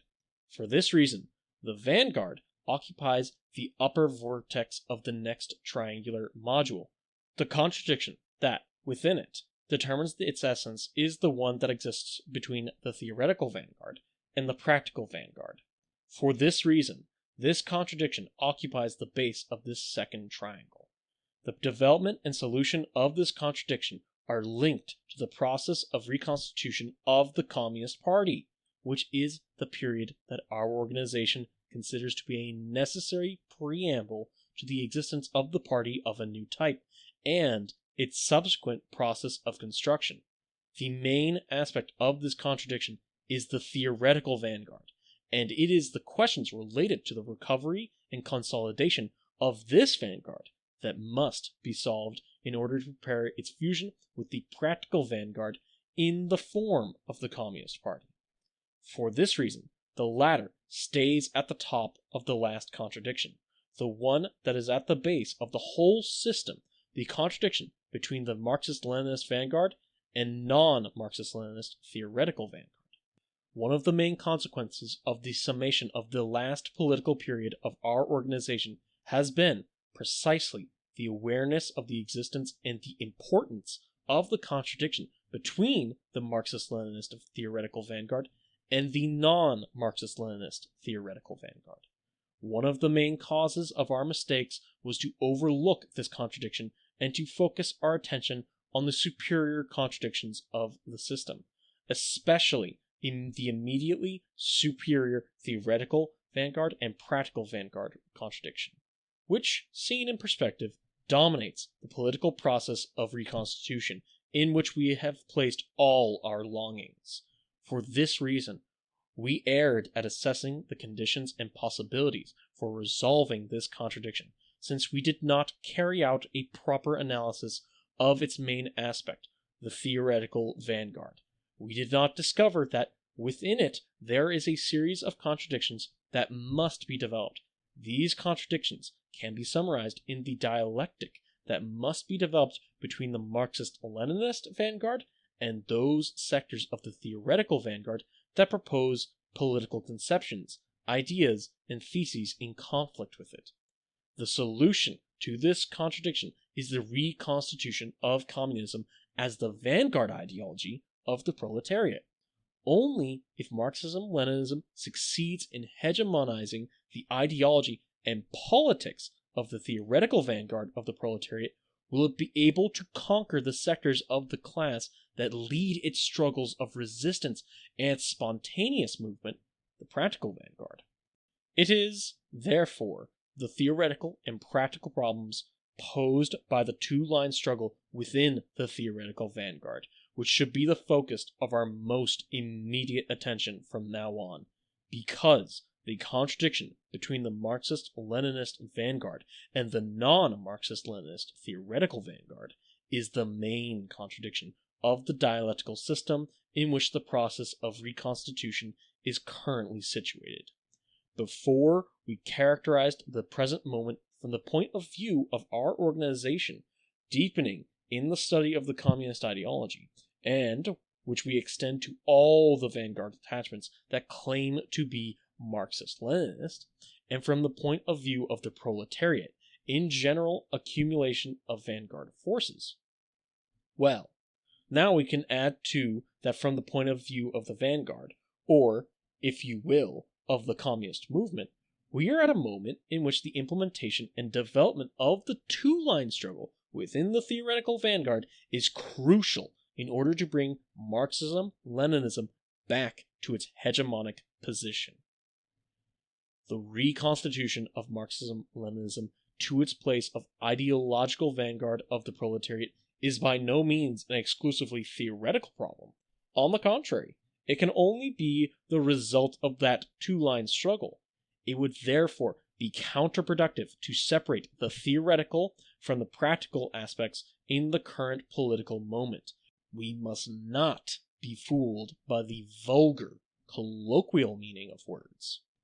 The fact that the current stage poses problems mainly related to theoretical questions of the revolution does not mean that there is no mass practice to help us in this task. In the same way, the word practice should not only be linked, as we have almost always done, with the activity among the masses of the practical, spontaneous movement. There is also a mass line to solve the problems of the theoretical vanguard, which is none other than the links that Marxism-Leninism must establish with the rest of the theoretical vanguard. Ultimately, it is a question of overcoming the vice to which our mistakes had led us, of radically separating our theoretical activity from our practical activity, a vice which we have already spoken. In short, it is a question of restoring the unity of the two aspects of the contradiction which our analysis has defined as the main one, as a concrete and actual form of theoretical practical unity. This unit entails redefining the main tasks and the character and purpose of the mass work to be carried out to accomplish them. In other words, what is now presented to us as the fundamental problem is to clarify politically and organizationally the essence and forms of the links within the theoretical vanguard, between Marxism-Leninism and the rest of that vanguard, and the mass line necessary to elevate them to revolutionary positions. We have already depicted the mechanism of the development of the main contradiction described above. It is a question of developing the two-line struggle and the organizational links with the circles of the theoretical vanguard in a successive manner in order to move forward from those with more general and abstract approaches and with a longer reach from the point of view of the interests of the proletarian revolution to those others whose concerns are closer to the problems related to the needs of the practical movement. In this case, when we speak of circles of the theoretical vanguard, we are not referring to concrete organizations, although it is in this form in which we are going to find them in reality, but to the degree of closeness that each set of theoretical problems has in relation to the needs of the ideological reconstitution of communism, being the Marxist-Leninist vanguard, the point of reference around which those needs are nucleated and articulated. Thus, the original Marxist-Leninist nucleus will gradually conquer these circles, solving the theoretical problems they pose from the two-line struggle and incorporating them into the cause of reconstitution from their mass line. This is the form that the theory-practice unit takes at the present time, and given the nature of the main contradiction that now drives the process towards the Communist Party, our practical work of our mass work should not therefore resemble typical union work, although the unions will probably, at some point, one of the places to look for some of these vanguard circles. But this should not confuse us to the point of letting ourselves be carried away by the inertia of the union's own activity, and losing sight of our role and our perspective, as it has been happening until now. Precisely one of the prejudices that we must fight most vigorously in our future mass work is our trade union mentality. There is no doubt that the revisionist tradition in which we have been educated, and in which most of us have been active for many years, practicing and absorbing utilitarian forms of work that taught us more to bow down to the march of the labor movement than to prepare ourselves to become its vanguard, has left a deep mark on our conception of politics and mass work, a conception that can be summed up as trade unionism, workerism, economism, or any other concepts that indicates political spontaneism. And we have carried this burden until here, thereby contributing to the shortcomings of our work. We must, therefore, implement the measures to combat this heritage and retake the Leninist spirit in the work of building cadres, in the perspective of creating the tribunes and leaders that the proletarian revolution needs. But we cannot conclude this point, which refers to the analysis of the contradictions that directly concern the proletarian vanguard, without alluding, even if only briefly, to the relationship that exists between the system that immediately determines the most pressing tasks of the vanguard, the tasks of reconstitution, and the system of contradictions that directly involve the masses, the one that governs the real material march of the class struggle, the system composed of the capital-labor contradiction, the contradiction between imperialist countries, oppressed countries, and the inter-imperialist contradictions. This system is currently characterized by the fact that the main contradiction is that between the imperialist countries and the oppressed countries, while the other two are attenuated, above all because the capital-labor dialectic does not go beyond the level of economic class struggle, due to the hegemony that reformism holds in the workers' movement, on the one hand, and because, on the other, the system of international relations is configured in a unipolar way, is dominated by a single hegemonic power, which is why it is absolutely false to put the inter-imperialist contradiction in the foreground, since there are no other imperialist alliance centers or blocs that can compete with the U.S. economic and military superpower, nor are we facing a period of preparation for a new world imperialist war, as a second of the international communist movement erroneously defends, but of conclusion between powers. On the other hand, the relationship between the world system of contradictions and the system of contradictions of the revolutionary working class is characterized by the fact that they develop in parallel with little or no mutual contact, without ties that allow the influence of the latter on the former. This divorce is but the supreme expression of the prevailing split within the proletarian class between its vanguard and the masses, only from the solution of the conglomerate of contradictions that make up the process of constitution of the working class into a revolutionary class can the antagonism between capital and labor rise to the revolutionary political level of the class struggle. And only in this way will this contradiction recover the leading role in the social process, and it will be around its axis that the other contradictions of our era will be developed and resolved. In this way also, with the return to the forefront of the capital-labor dialectic, the class struggle between the bourgeoisie and the proletariat, there will be an opportunity to once again highlight the concrete form that best expresses and from which the general contradiction that drives the whole development of capitalism and capitalism itself as a mode of production can best be resolved. The one that becomes increasingly acute between the progressive social character of production and the private form of appropriation. Footnote 8. The means of production and production itself had become in essence socialized, but they were subjected to a form of appropriation which presupposes the private production of individuals, under which, therefore, everyone owns his own product and brings it to the market.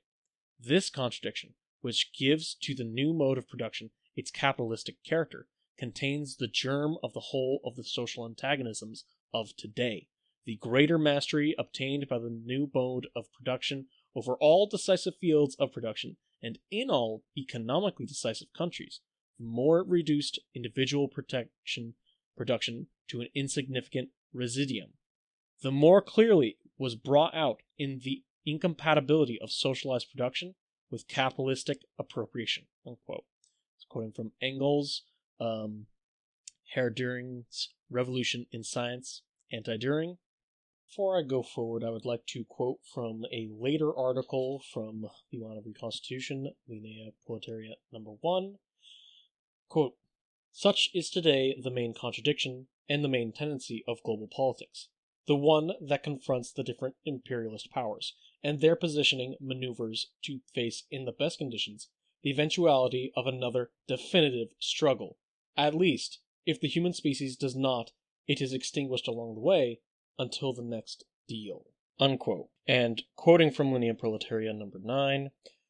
quote, "Well then, when the PCR finalized its reconstitution plan with the new orientation, the main contradiction at the global level was, as that crucial document points out, the one existing between imperialist countries and oppressed countries. This implied certain conditions of social peace in the imperialist centers, since the bourgeoisie was busily jointly exploiting the peoples of the world without worrying too much about the competition from other predators or paying excessive attention to internal dissent. Obviously, this quote-unquote peace must be understood in general and very relative terms. One only needs to think of the Basque country in the case of the Spanish state, but it offered a more or less tranquil haven under whose protections the LR could emerge and mature, given the fundamentally theoretical nature of the vanguard's current tasks, and given that communism is not currently an immediate threat to law and order. As long as the LR remained just one more current of dissent, its far left, but one among many nonetheless, we could take a certain degree of indifference from imperialism for granted. But after the intensification of class struggles among the imperialists, the prospect is that the framework of freedoms and the margin for maneuver will narrow for all dissenting or critical currents in general, to which must be added the catastrophes that, one after another, are announcing a third world war to this world." Unquote. I felt these passages would be beneficial to include here, and in due time, the future documents that have also been written will also be recorded and uploaded. Continuing. The reconstitution of the proletarian ideology. One of the central problems in the reconstitution of the proletarian ideology is the construction of cadres and, first of all, the clarification of the political nature of the communist militant, to the extent that the main aspect of the main contradiction in the current phase of the reconstitution process obliges us to focus our attention on the current state of the Marxist-Leninist vanguard, the definition of its individual components, and the requirements they must meet as the bearers and defenders of the vanguard theory takes on the greatest importance. If, once the Communist Party has been reconstituted, the problem of the individual militant is relegated to the background, as it is subsumed in a higher entity such as the organic collectivity of the party, precisely because its presence presupposes that the problems we are facing here and now have already been solved and that the correct mechanism for the integration of the militant will be established. In the reconstitution stage, the formation of the vanguard member, the proletarian leader or the communist cadre, is crucial, as it represents the basic pillar of the Marxist-Leninist vanguard detachment. While this detachment does not yet constitute the qualitatively superior proletarian political organism, as a collective, it is still largely a sum of wills, and therefore individual attitude and aptitude acquire the greatest importance. The transformation of the individual communist will into revolutionary consciousness is, then, one of the most important and pressing tasks for the strengthening of the Marxist-Leninist vanguard and for the success of its struggle to regain the ideological vanguard position of the proletariat. In this sense, the elements inherited from the revisionist style of work that we still carry along, together with the trade unionist drift in our mass line, have forced us to recall the terms of Lenin's polemic with economists and Mensheviks about the nature of the member of the Communist Party. In 1902, in What Is to Be Done, and in the face of the proposal made by the economists of presenting trade unionism as the main activity, Lenin argued that, quote, "we must train our social democratic practical workers to become political leaders," unquote, and stressed that our, quote, "our task is not to champion the degrading of the revolutionary to the level of an amateur, but to raise the amateurs to the level of revolutionaries," unquote. The following year, at the Second Congress of the Russian Workers' Party, Lenin again confronted those who wanted to lower the political qualification of the revolutionary militants. That was quoting from What Is to Be Done. This time against the Menshevik leader Martov, and talking about the first article of the statute, which defined the membership of the party, he asked the assembly if they considered that any striker or charlatan could be considered members of the party. In a way, we now face a similar dilemma and some pressing questions too. What do we understand by vanguard militants when taking into account the current needs of the reconstitution? The practical leaders, or the cadres trained in all aspects, theoretical and practical, of proletarian leadership?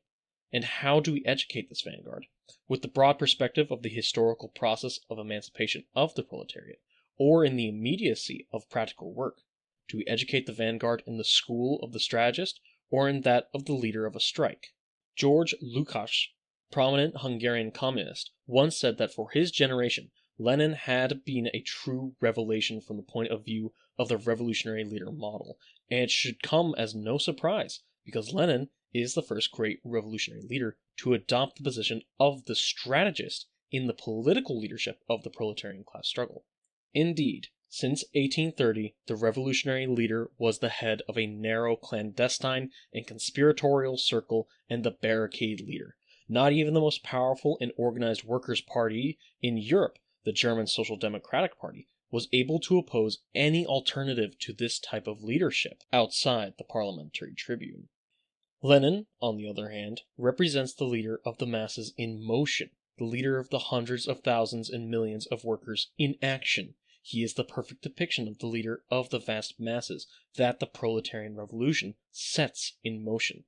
Unlike the barricade leader, who can only direct a military action, who identifies himself with it, and who makes the entire course of the struggle depend on that action alone, thereby reducing all the capacity, intensity, and depth of the political movement to the extent that a few tactical maneuvers can confer. Lenin, on the other hand, applies to the leadership of the movement a strategic perspective, that is, the method of combining tactical actions according to the strategic objective, always subordinating the former to the latter and using absolutely all possible means, political and military, in relation to each phase of the movement. Lenin taught us that there can be no true method of class leadership if we do not combat the spontaneous tendency to see class struggle from the perspective of the tactical instrument we are using at any given time, the tendency to unionism, or, in general, economism, when we try to conquer the masses on the fronts of resistance and to build the united front, the tendency to parliamentarism when we open the front of class struggle in the bourgeois parliament, the tendency to militarism when we declare open war against capital, etc.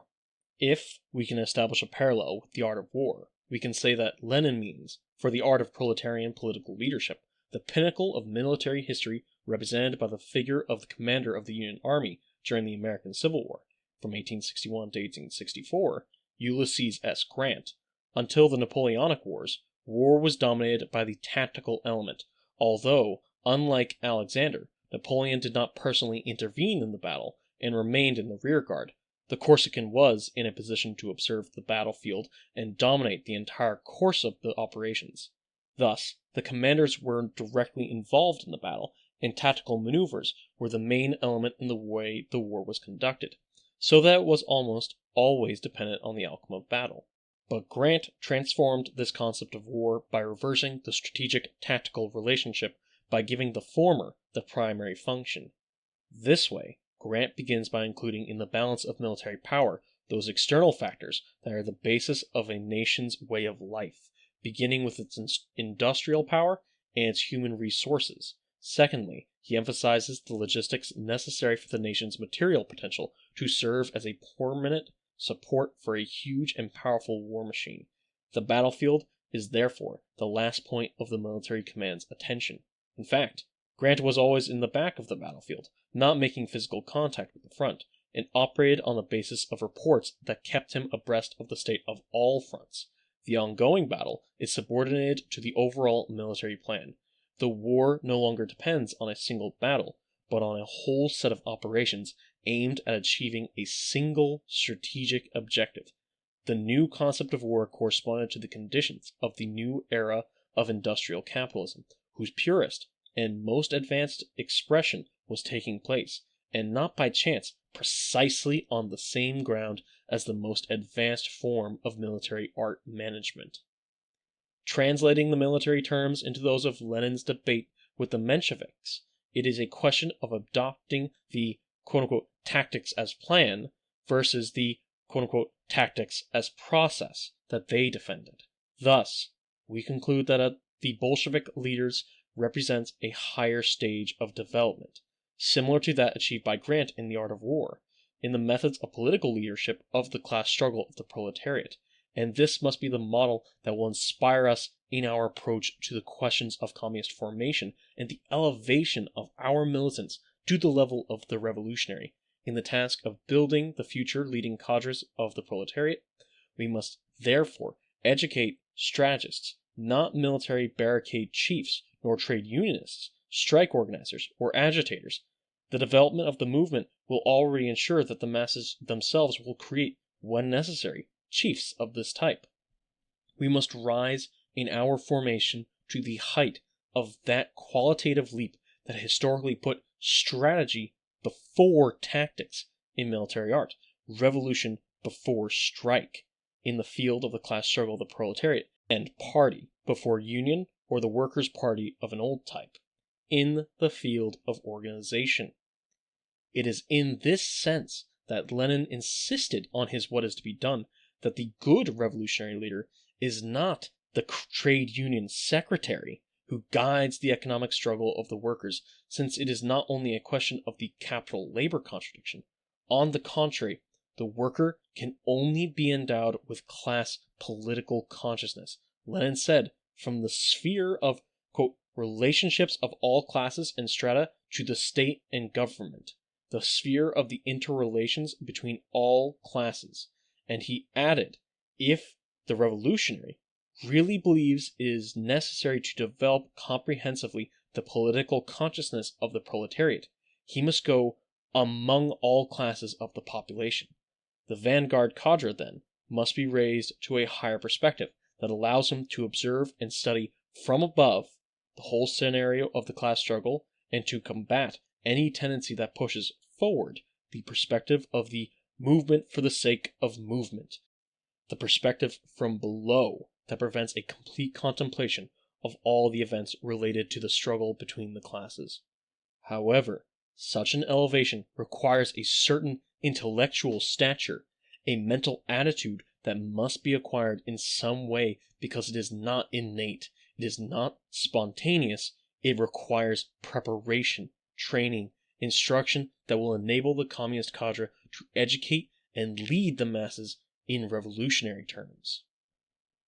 In recent times, the bourgeoisie has made it clear that it is very much aware of the importance of the qualification of the cadres for the direction of social development. There is no doubt that in this qualification, cultural formation and instruction in knowledge play a great role, and all the more so for the proletariat, since its conscience is built, as we have already said, on science. Without a doubt, the regulations promulgated by the previous PP government, the Ley Orgánica de Universidades, Organic Law of the Universities, LOU, a law that restricts the access of the masses to higher education, and the Ley Orgánica de Calidad de la Educación, Organic Law for the Quality of Teaching, LOCE, which distances them from the possibility of receiving an integral cultural formation, promoting the premature and, if possible, purely technical and practical specialization of students, are aimed precisely at hindering the relationship of the proletariat, and thus hindering the development of its consciousness as a class and the construction of its political cadres. With these laws, the bourgeoisie is telling us that it prefers the future leaders of the proletariat to be trained in the trade union and the practical mass movement. The bourgeoisie also prefers the university to not have any influence whatsoever on this training. The bourgeoisie is telling us to form agitators rather than propagandists, to cultivate practical and not theoretical leaders, to train tacticians, not strategists. In short, the bourgeoisie is inducing the working class to educate its leaders in the solution of its immediate problems and not in the understanding of the global problems of social transformation and the direction of that transformation, in the elevation towards the revolutionary perspective, to the point of view of communism, that point of view which Marx and Engels already demanded it to express, quote, the interests of the movement as a whole, unquote. So there are two footnotes here.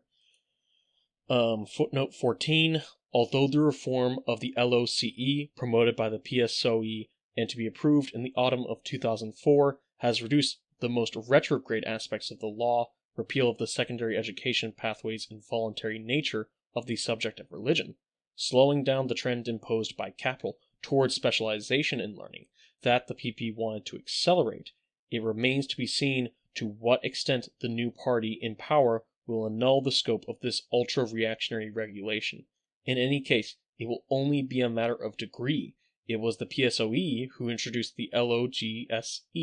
in the late 1980s, when it had already been demonstrated, for example, in France, that would lead to a deterioration in the quality of public education. In footnote 15, that was quoting from the Manifesto of the Communist Party by Marx and Engels. Continuing.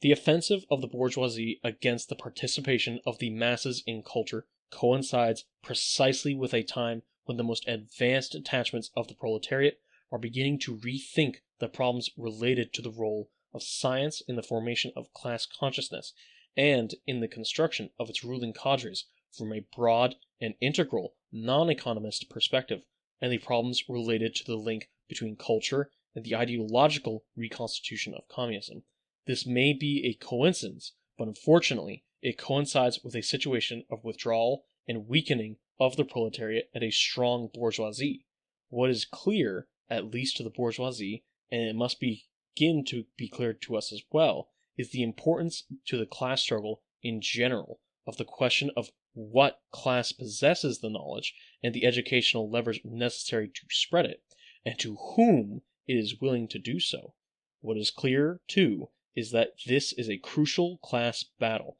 of strategic importance, the outcome of which will largely determine the future long-term success of the proletarian revolution. Not only do we draw lessons from the present-day class struggle that show us the importance of the preparation of cadres as a condition for giving every future mass movement a revolutionary character, history also points us in the same direction. Without going any further, some conclusions derived from our analysis of the October Revolution show us how decisive it can be that the masses learn, already during capitalism, as much as possible about the management and the direction of the productive forces as a requirement of class independence and as a first step for their learning in the future management and direction of the entire social economy. We conclude that this teaching should in due course be taken into account in our trade union policy in the form of concrete demands that make this objective possible. Well, why not apply this lesson to the whole problem of the political leadership of the working class, both before and after the seizure of power? Is it not true that there's some learning required to be a leader? Is it not true that the leadership of the party, the leadership of the masses by the party, and, subsequently, the leadership of the society as a whole require at each of these stages the mastery of certain leadership techniques and require knowledge that cannot be acquired spontaneously, but only through learning, study, and experience?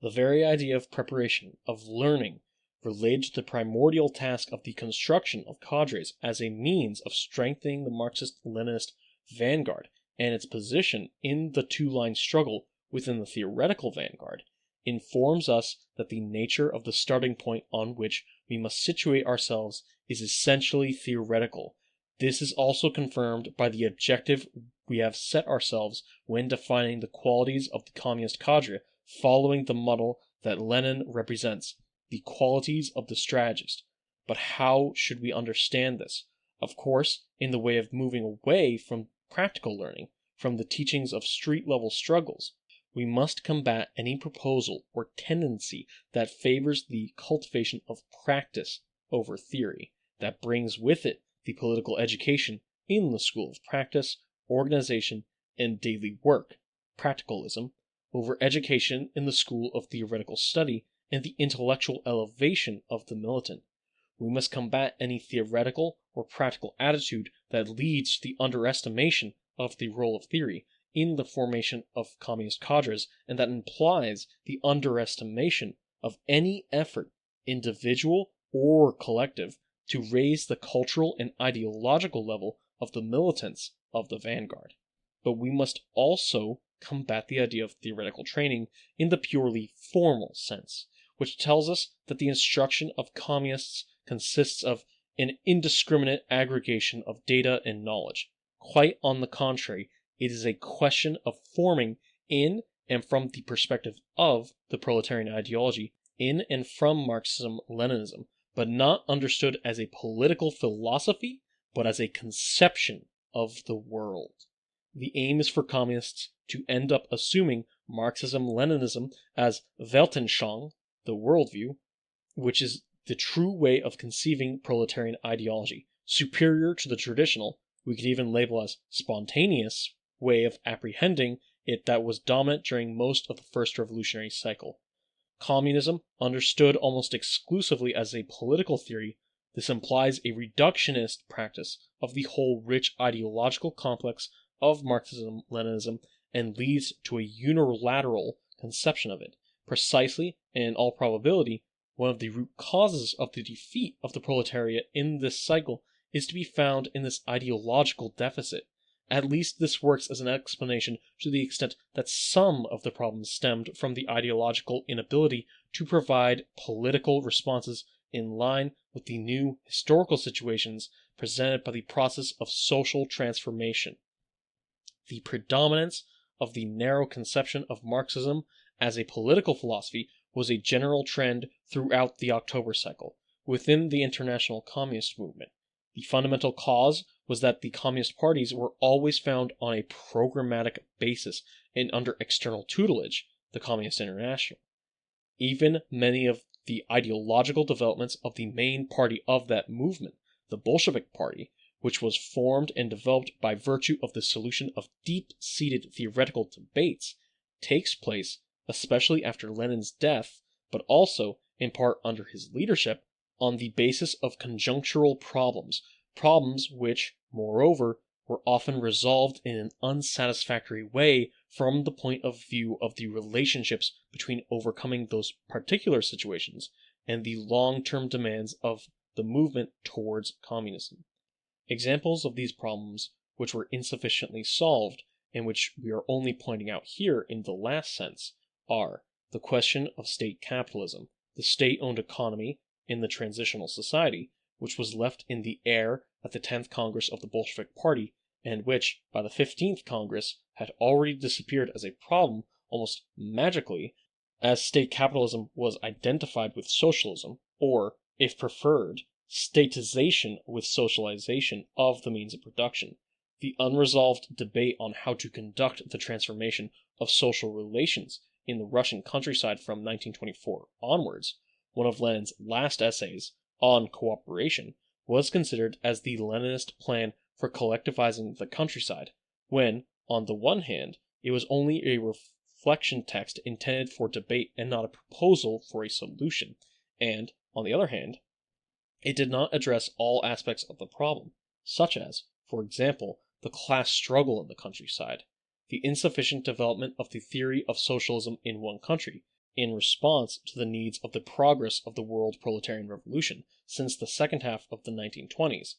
which fed a marked tendency to nationalism, social chauvinism in the Soviet Communist Party, and its deviation into the theory of the productive forces, the renunciation of the political independence of communism for the sake of an alliance at any price against fascism with social democracy and liberalism, a tactic endorsed by the 7th Congress of the Comintern, the subordination of science to the interests of politics to the point of manipulating the results of the former and distorting the essence of Marxism, the Lysenko case in biology, the Kozyrov case in astrophysics, etc.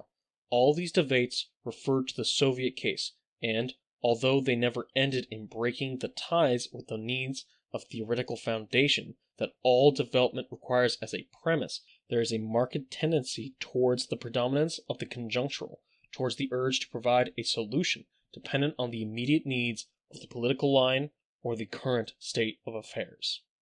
If this happened in the vanguard organization of the international communist movement, much more accentuated was the tendency towards political reductionism of Marxist analysis in the sister parties, where on many occasions they simply translated the political results of the debates that had taken place within the Soviet Communist Party. In Spain, on the other hand, these peculiarities common to the general movement are joined by other particular ones due to the varied conditions of the socio-economic and political evolution of the country, and, in particular, to the scarce influence that Marxism always had in the workers' movement, first, because of the hegemony of anarchism during the IWA era, then, when Marxist-inspired socialism ended up hegemonizing the workers' movement in Europe, although almost always in a more formal rather than real way, because Spain was left out of this process. Indeed, when in the mid-19th century, Julian Sanz del Rio, an intellectual with some reputation among the progressive sectors that had influence in the incipient workers' movement, visited Germany, a nation with a vibrant philosophical tradition, with the intention of seeking a philosophy that could frame the political projects of the revolutionary bourgeoisie, he found that two schools were in fashion among the intellectual elites: socialism, especially Hess, Weitling, and the school of true socialism, and Krausism. He chose the last line of thought and introduced it in Spain, later providing the theoretical basis for the political discourse of some sectors of opposition to the system of restoration and liberal reformism of the late 19th century and the first third of the 20th century. At the time when Sanz del Rio was pensioned by the Spanish government in Germany, neither Marxism had yet set in as an alternative current of socialism, nor in the Spanish state was the development of the proletariat sufficiently important for the advanced intelligentsia to be sensitive to its theoretical needs. In Spain, the bourgeois revolution had not yet been consummated, and the Democratic Party had not even entered the scene. All of this happened before the glorious revolution of 1868. However, since the Pyrenean border remained impermeable to the penetration of any influence of French socialism, a good opportunity was missed to create an early school of socialist thought in Spain that would have facilitated the creation of cultural conditions for the subsequent reception of Marxism. On the contrary, humanistic and personalistic thinking flourished, which placed all hope of renewal in the education of the individual.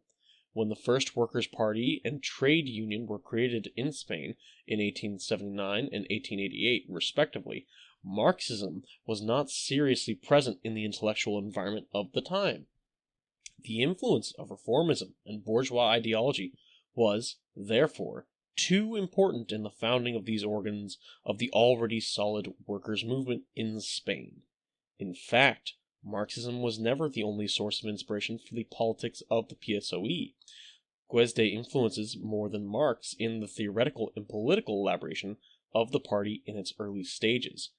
and when its left-wing splits to form the PCE, it does so more by virtue of the events that it provoked in the international scene, an event like the October Revolution, than as a result of an internal process of political and ideological separation. Subsequently, only during the historical junctures of the rise of the class struggle of the proletariat did Marxism recover its leading role in the Spanish political proscenium.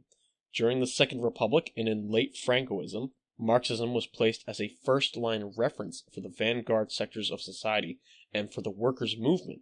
However, on both occasions, it was presented in its biased aspect of political thought.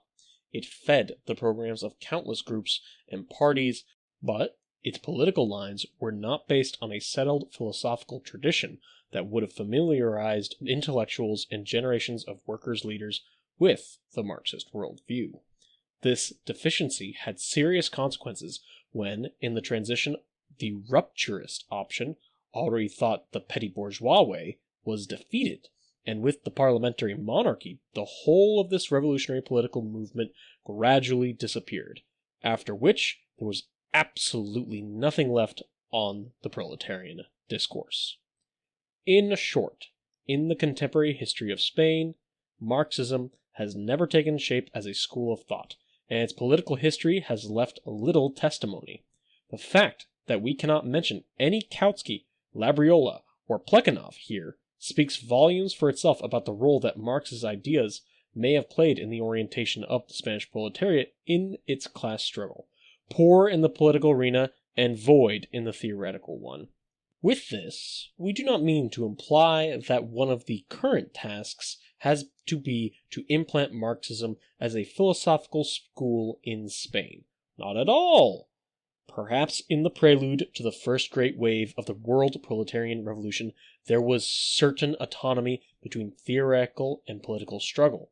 The almost exclusive monopoly of knowledge in the hands of the intelligentsia allowed certain individuals to resolve the more theoretical fundamental questions, while the party dealt with agitation and propaganda. But from the moment the new Leninist party of a new type has become the starting point for the start of the next revolutionary wave, this division of labor is out of place. Now, it is with the Communist Party as the center that the proletariat wages class struggle on the three levels that Engels described: economic, political, and theoretical. It no longer makes sense to speak of Marxism as philosophy and of Marxism as a political line or program in a separate way. If we distinguished it that way in our small historical assessment of the validity of Marxism in the international workers' movement during the first revolutionary cycle, it was because, in addition to constituting a fact, it allowed us to explain the reasons for the political reductionism to which Marxist thought was submitted in a generalized manner in the world and even more in Spain. But the new cycle of the proletarian revolution presupposes that the bourgeois intellectuality to worker movement dichotomy that characterized the October cycle has been overcome, and therefore also the tendency towards the autonomy of the leadership of the struggle in the different spheres of social confrontation. On the contrary, they will all be articulated through the party. However, this brings with it the challenge of assuming Marxism as a totality, as a worldview, as a Weltanschauung. The preservation of the existing links and interrelationships between the different levels of the class struggle will allow for greater guarantees in the ideological cohesion between the theoretical foundations and the political resolutions, and a deeper critical vision that will at all times allow the adaptation of the political line to the needs of the real development of society, without jeopardizing the revolutionary future for the political needs of the moment, however pressing these may seem to us. The obligation currently imposed on us by the tasks related to the proletarian revolution to assume Marxism-Leninism as a whole, as a worldview, does not mean that politics has ceased to be the decisive terrain of the class struggle in general, nor that the reconstitution of the Communist Party has ceased to be the most pressing political task for the conscious proletariat in particular. On the contrary, politics remains the concentrated expression of the class struggle and the point that allows the transition from social criticism to social practice, the place of settlement, therefore necessary for the work of transformation of the proletariat. That politics is the main element and the struggle for political power is truly important is one thing, but it is quite another to consider that it is in political terms that all forms of the class struggle are resolved, or that it is the point of view of the current political needs which dominates the analyses of the problems posed by the class struggle. The dominance of the politics for politics' sake viewpoint has shown that it generates a tendency towards pragmatism and tacticism, which is too dangerous. The way to overcome it is to adopt the general point of view that allows us to frame each moment in the process in which it is included, always keeping in mind the perspective of the final objective. And this point of view can only be brought to us by Marxism-Leninism as cosmology. Bildung und Wissenschaft, the Proletarian University. The construction of good leading cadres and the assumption on their part of Marxism-Leninism as a worldview are two of the essential basic pillars for the task of reconstituting communist ideology. But how do we train this kind of communist militant? What tools do we need to equip ourselves for this? Since it is a question of education, of formation, the first thing we need is instruction, Bildung, but instruction in science, Wissenschaft. The needs of the struggle of Marxism to regain its theoretical vanguard position are at the moment different from those of other historical moments, such as, for example, the Russia of the debates around the Second Congress of the RSDRP. At that time, as Lenin would say, the link in the chain which communists had to hold on to was the foundation of a revolutionary newspaper for the whole of Russia. Today, for us, this link is different, or rather, it corresponds to the needs of a different, earlier stage of the process. In Russia, in 1903, the work of struggle and separation from other political currents, although not consummated, had long since been initiated by revolutionary Marxism. And the mood of the masses, in the midst of an upward movement since 1895, a movement that would culminate in the 1905 revolution, was different.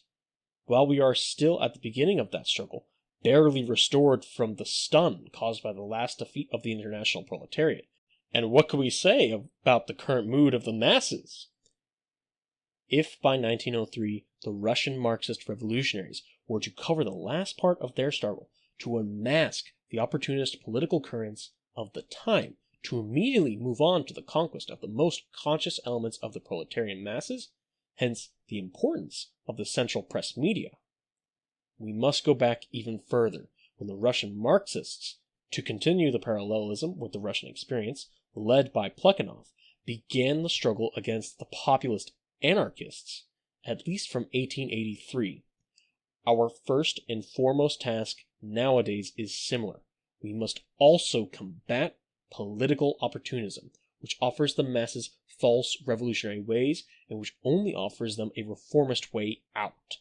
But since the state of liquidation of the Marxist consciousness is severe, something our Russian counterparts did not go through, we must also prepare for this combat. For this reason, the link in the chain that we have to hold on to is different. It does not respond to the tasks whose nature would correspond to those that a newspaper or political propaganda in general can fulfill, but with tasks of a more elementary nature, to form Marxist-Leninist cadres, educating them in theory and in the two-line struggle against opportunism. Instruction, Bildung, and science, Wissenschaft, are the key elements that will enable us to create good foundations and good conditions for the construction of communist cadres. But we must understand these words in a particular way. That is why we have used the corresponding words in German, or in order to designate them, because in this language they have semantic connotations that they acquired, especially in a certain historical period, that modify the meaning of these words, in the sense that we wish to underline them. When, after the liquidation of the Holy Empire by Napoleon, a reforming fever, a mixture of enlightenment and resentful nationalism took hold in Germany, the emerging sectors of the German society belonging to the new middle classes, linked more to the liberal professions than to industry, tried to take over, with the permission of the aristocracy, the changes needed to bring Germany up to the level of the needs of the modern world that had developed since the French Revolution, which even the restoration that followed Napoleon's defeat had failed to tackle. Then the idea of the need for Germany's spiritual and moral renewal and political reform appeared, to be led by a new cultural elite of leaders trained to govern the country, the men of Bildung.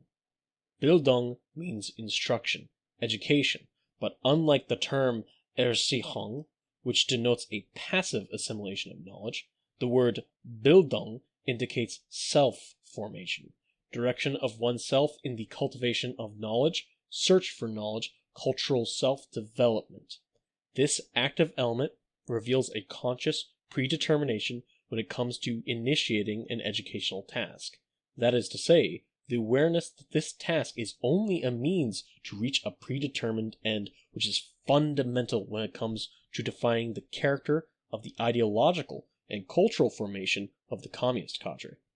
Because educating in terms of Bildung implies the necessary critical training that will allow its permanent self-education, the meaning of the word Bildung therefore presents us with a new challenge, the one of teaching how to learn.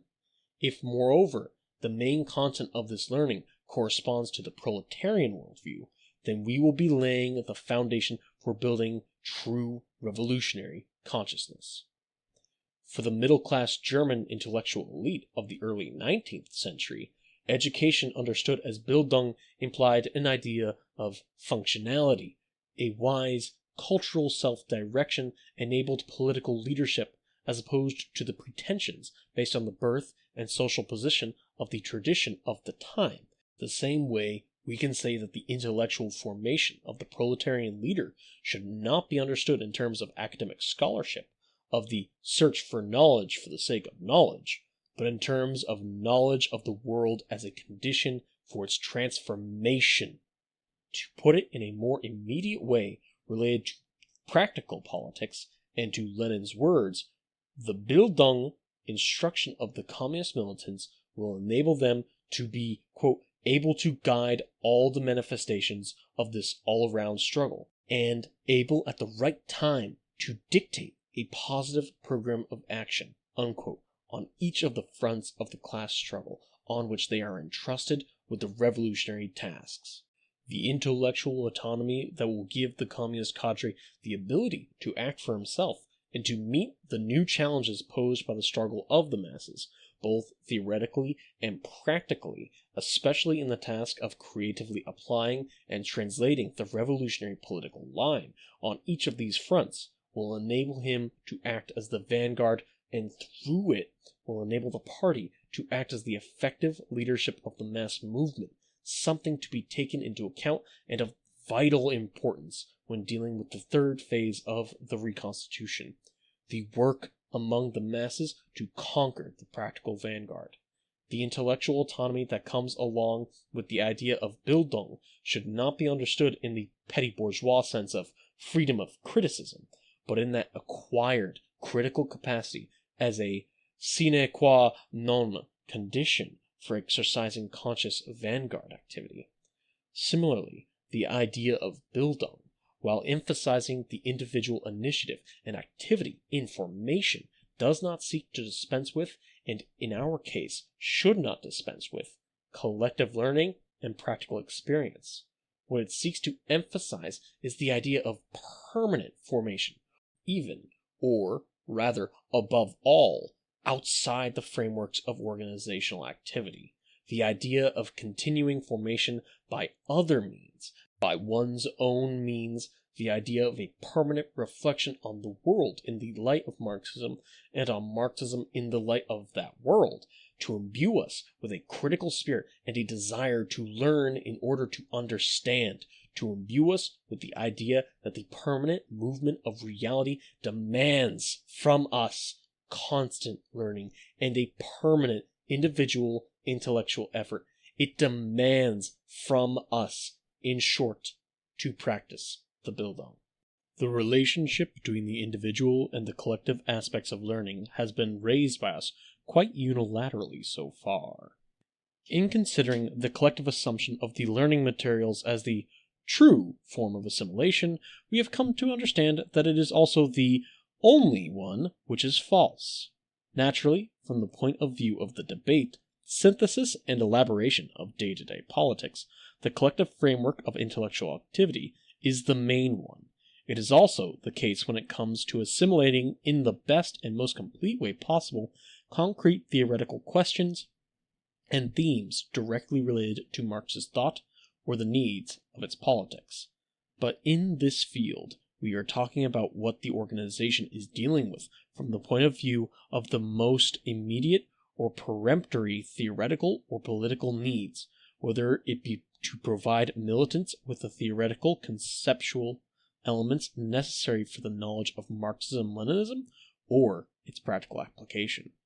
However, a fundamental question remains forgotten, or at least remains to be resolved, the one concerning the fact that the mental assimilation of the Marxist-Leninist worldview is a prolonged process of intellectual sedimentation, and in addition, it is an individual process in the first instance. The collective formative context is important as the most adequate uterus of gestation of the individual Marxist as an intellectual guide, and as an environment from which to link the theoretical formation of the individual with the practical needs of the real movement of class struggle, needs that are the real material basis of the problems with a theoretical solution in which the communist must participate as an intellectual individuality. But this cannot replace, and we have partially made this mistake, the originality of the individual experience in the study of Marxism-Leninism, or in the particular assimilation of the proletarian worldview. In general, we have not been able to make our comrades aware of the importance of their personal experience as students of the communist doctrine. In fact,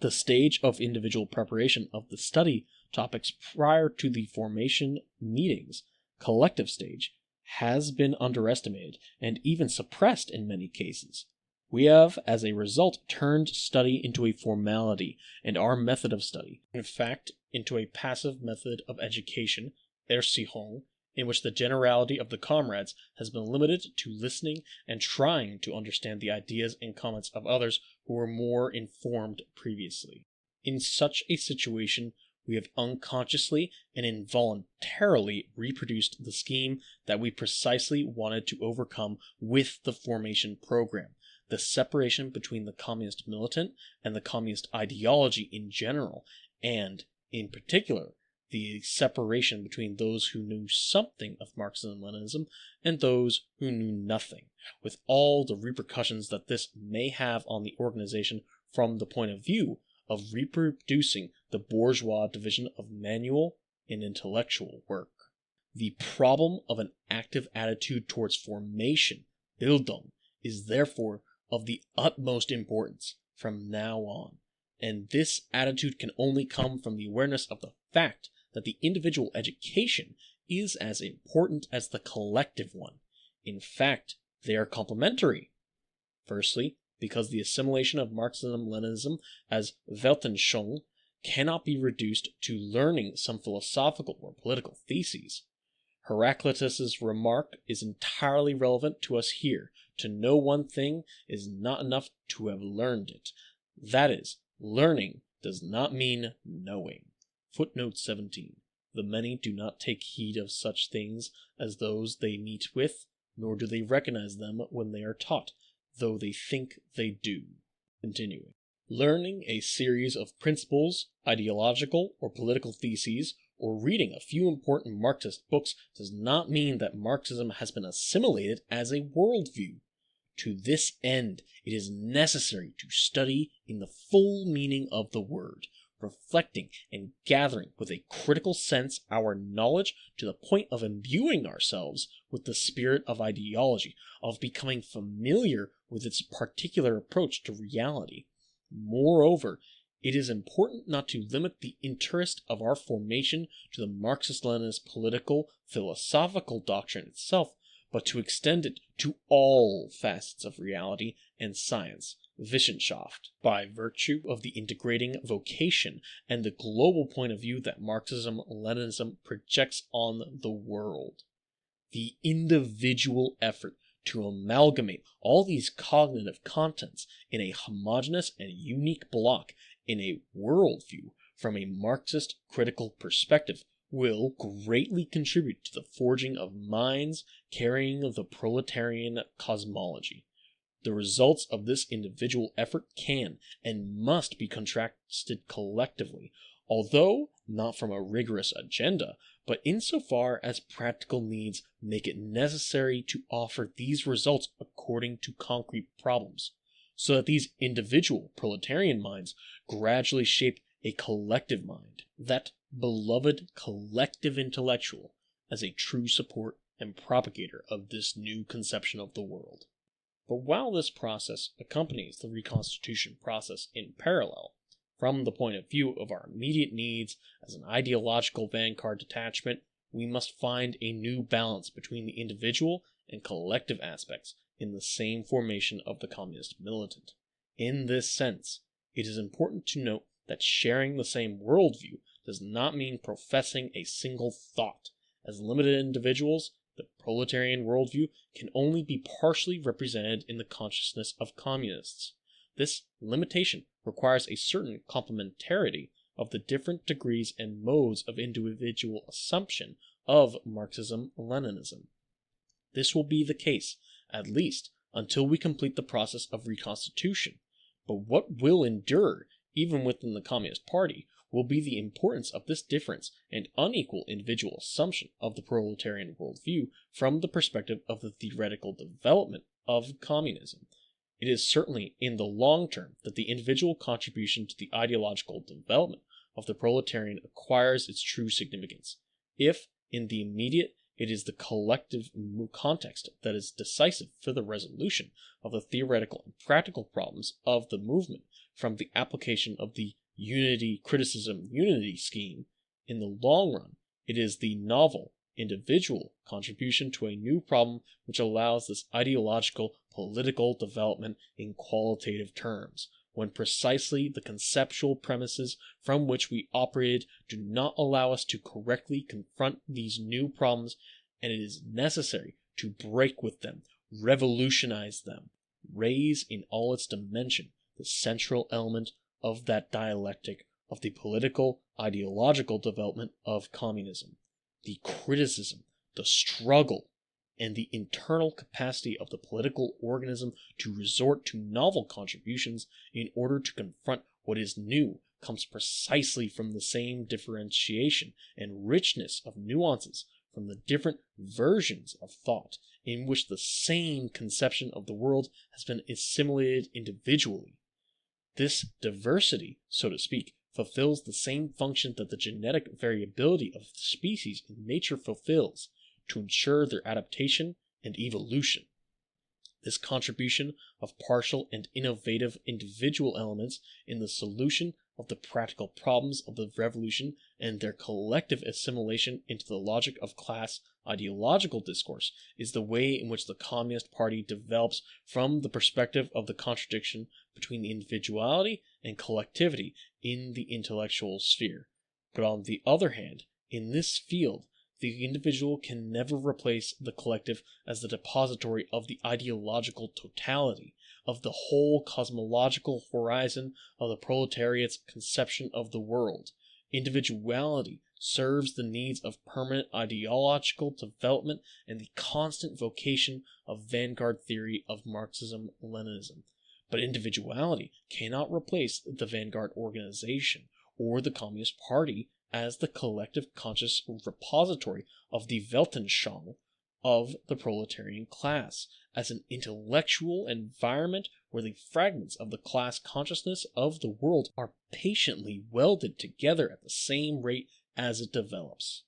This is why some political theses defended by certain sectors of the communist movement seem to us to be completely wrong, since they appear as unilateral and dogmatic to us. Theses such as the theory of Jefatura, leadership, defended by some Maoist organizations, completely break the dialectical unity between the individual and the collective on the question of the theoretical development of proletarian ideology, ending by allowing the boss to supplant the party, and by anointing the individual conscience with the monopoly and privilege of theoretical creativity without any reference to the collective and above the party,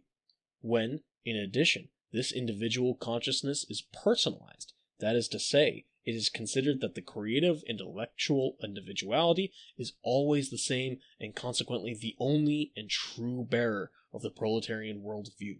We obtain the complementary theory of the pensamiento guia, guiding thought. Both theses, therefore, must be denounced as idealistic and individualistic, because they impede the understanding of the true role played by the individual in the process of development of proletarian thought and his correct relationship with the collective in this matter, not to mention the harmful reflection of the rigid division of labor in bourgeois society that it provokes within the vanguard organization. And because, after all, they are the sons of an era, that of the first revolutionary cycle, where the conception of Marxism as a political philosophy was prevalent and the need to train all communists in the proletarian world outlook was never raised, except for the short period of the Chinese Cultural Revolution,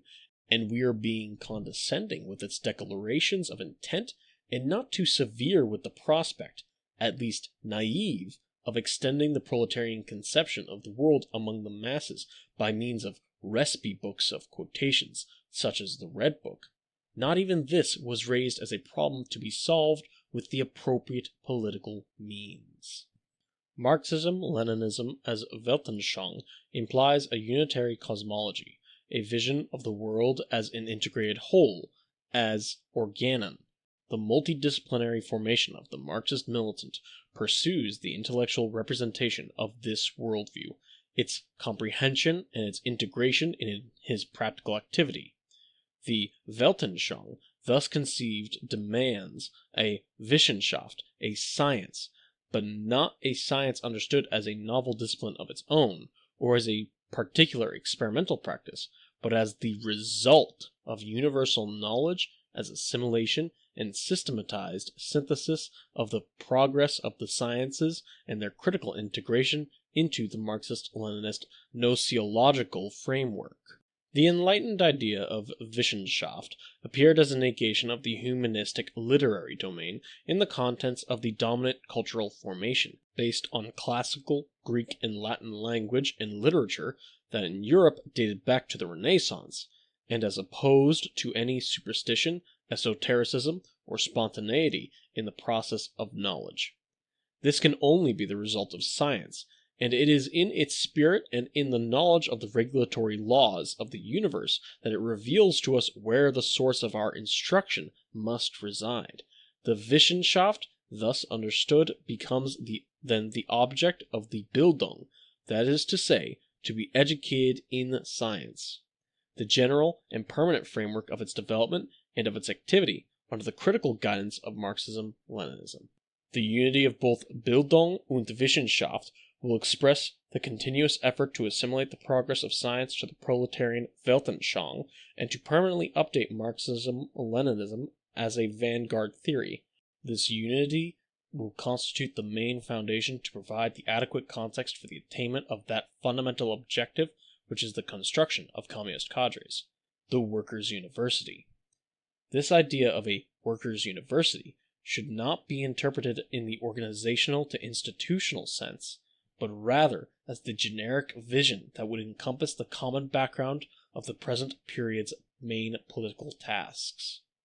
The idea of a workers' university corresponds to a common historical need for cultural self-management of the proletariat in a new pre-revolutionary era and on a new level, the same way that in the preliminaries of the October cycle, the consequences of the impossibility of access to education for the great masses tried to be alleviated by mitigating illiteracy and imparting notions of general culture to the rank and file of the trade union or workers' party in the so-called people's houses. At the present time, the growing impossibility of having access to a high level of education for the masses and their most educated elements in general, and the impossibility of obtaining, in particular, an autonomous conception of the world, independent of the bourgeoisie, within the educational system in force, oblige the conscious proletariat to equip itself with the necessary instruments to elevate itself intellectually to the point demanded by the degree of civilization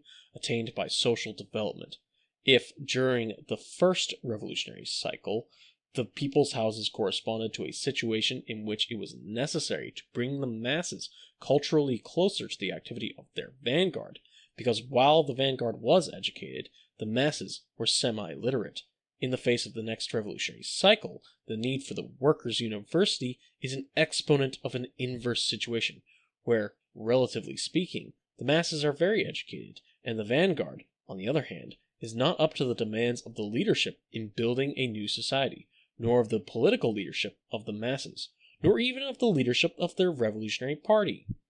If, in the October cycle, the great problem of the revolution, from the point of view of culture, was the participation of the masses in the work of building the new, precisely their participation in the process of their emancipation, which placed a strong question mark over the nature of the revolutionary process as a process of self-emancipation of the proletariat. At present, the proletarian class struggle and the needs imposed by the increase in the technical composition of capital have forced the bourgeoisie to train the children of the working class up to high levels of education, generalization of secondary education, but they are prevented from gaining access to higher education as leading cadres.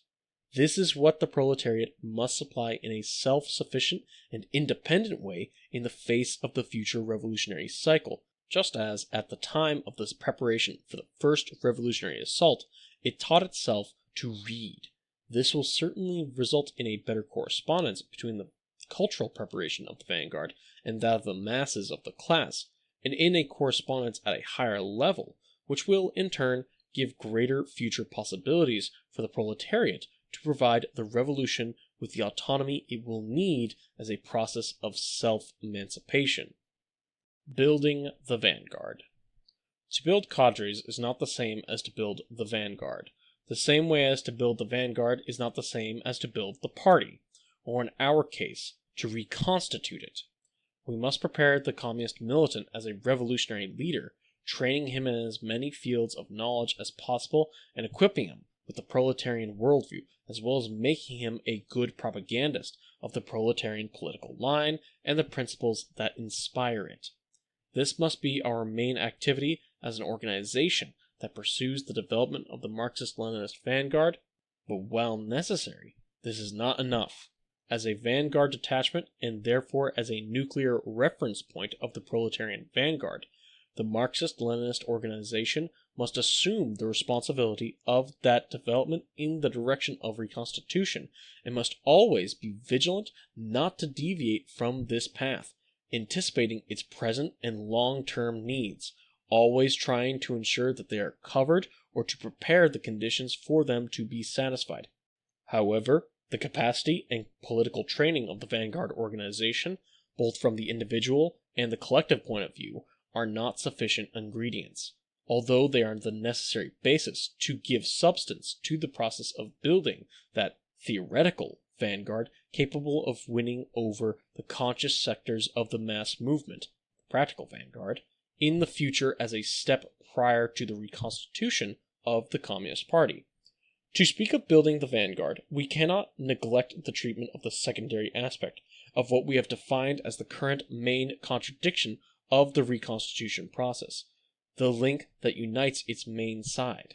the Marxist-Leninist vanguard, with the rest of the theoretical vanguard, the mass line that it must apply to establish the system of organizational and political relationships with it from which to undertake a dialectical process, unity and struggle, that allows to solve this contradiction. Such a process will be the process of building the vanguard itself. That is to say, a process of construction where the result is a vanguard situated at a level higher than its individual form of construction as cadres or a sum of cadres, but still at a lower level than the superior social form, the form capable of expressing the interests and movement of the class as a whole, the party.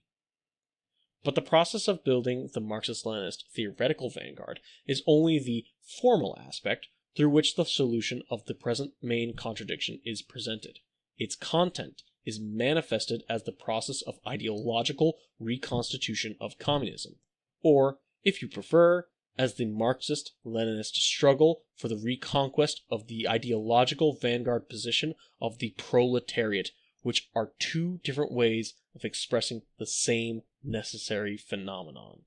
There is no true construction of the vanguard without the interrelationship of Marxism-Leninism with the rest of the theoretical currents that influence the proletariat. Without the two-line struggle between them and without the process of transformation by virtue of which Marxism-Leninism phagocytes these currents, that is, it destroys them by assimilating them, it overcomes them by including them.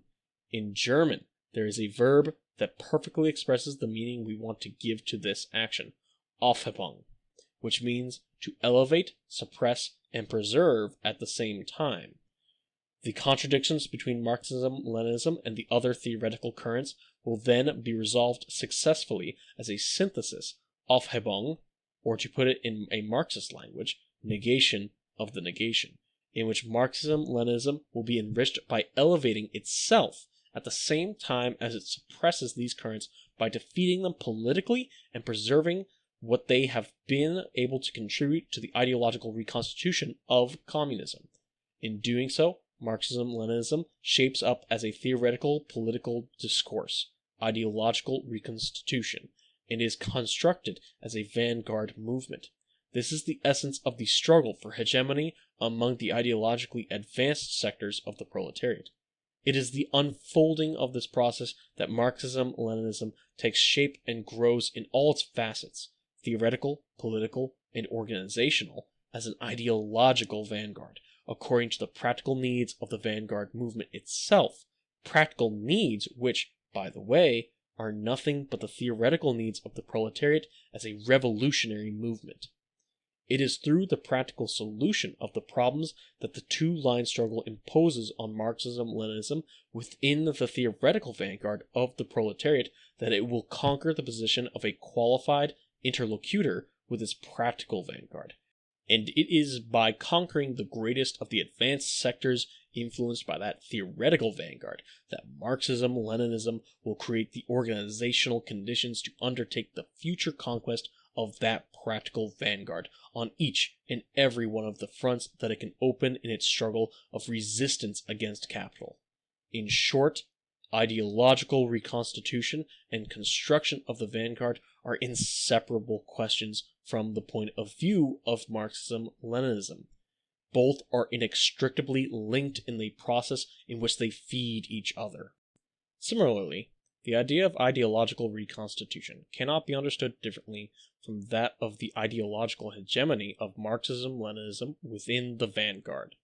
The ideological reconstitution is not an exclusively theoretical process, as it does not aim to solve abstract or academically posed problems according to the supposed needs of Marxist-Leninist theory as a self-enclosed theoretical system. Not at all. The ideological reconstitution of Marxism-Leninism can only be carried out in relation to the theoretical and political solution of concrete problems, the problems that the march of the workers' movement as a revolutionary movement puts on the agenda, beginning with the problems that concern the conscious leadership of that movement, and, first of all, those related to the class nature of that leading consciousness, and those solutions cannot be ratified and assumed as solutions in accordance with the requirements demanded by the revolutionary vanguard if they are not confronted with other solutions to the same problems presented by other currents of thought, and if in that confrontation, in that struggle,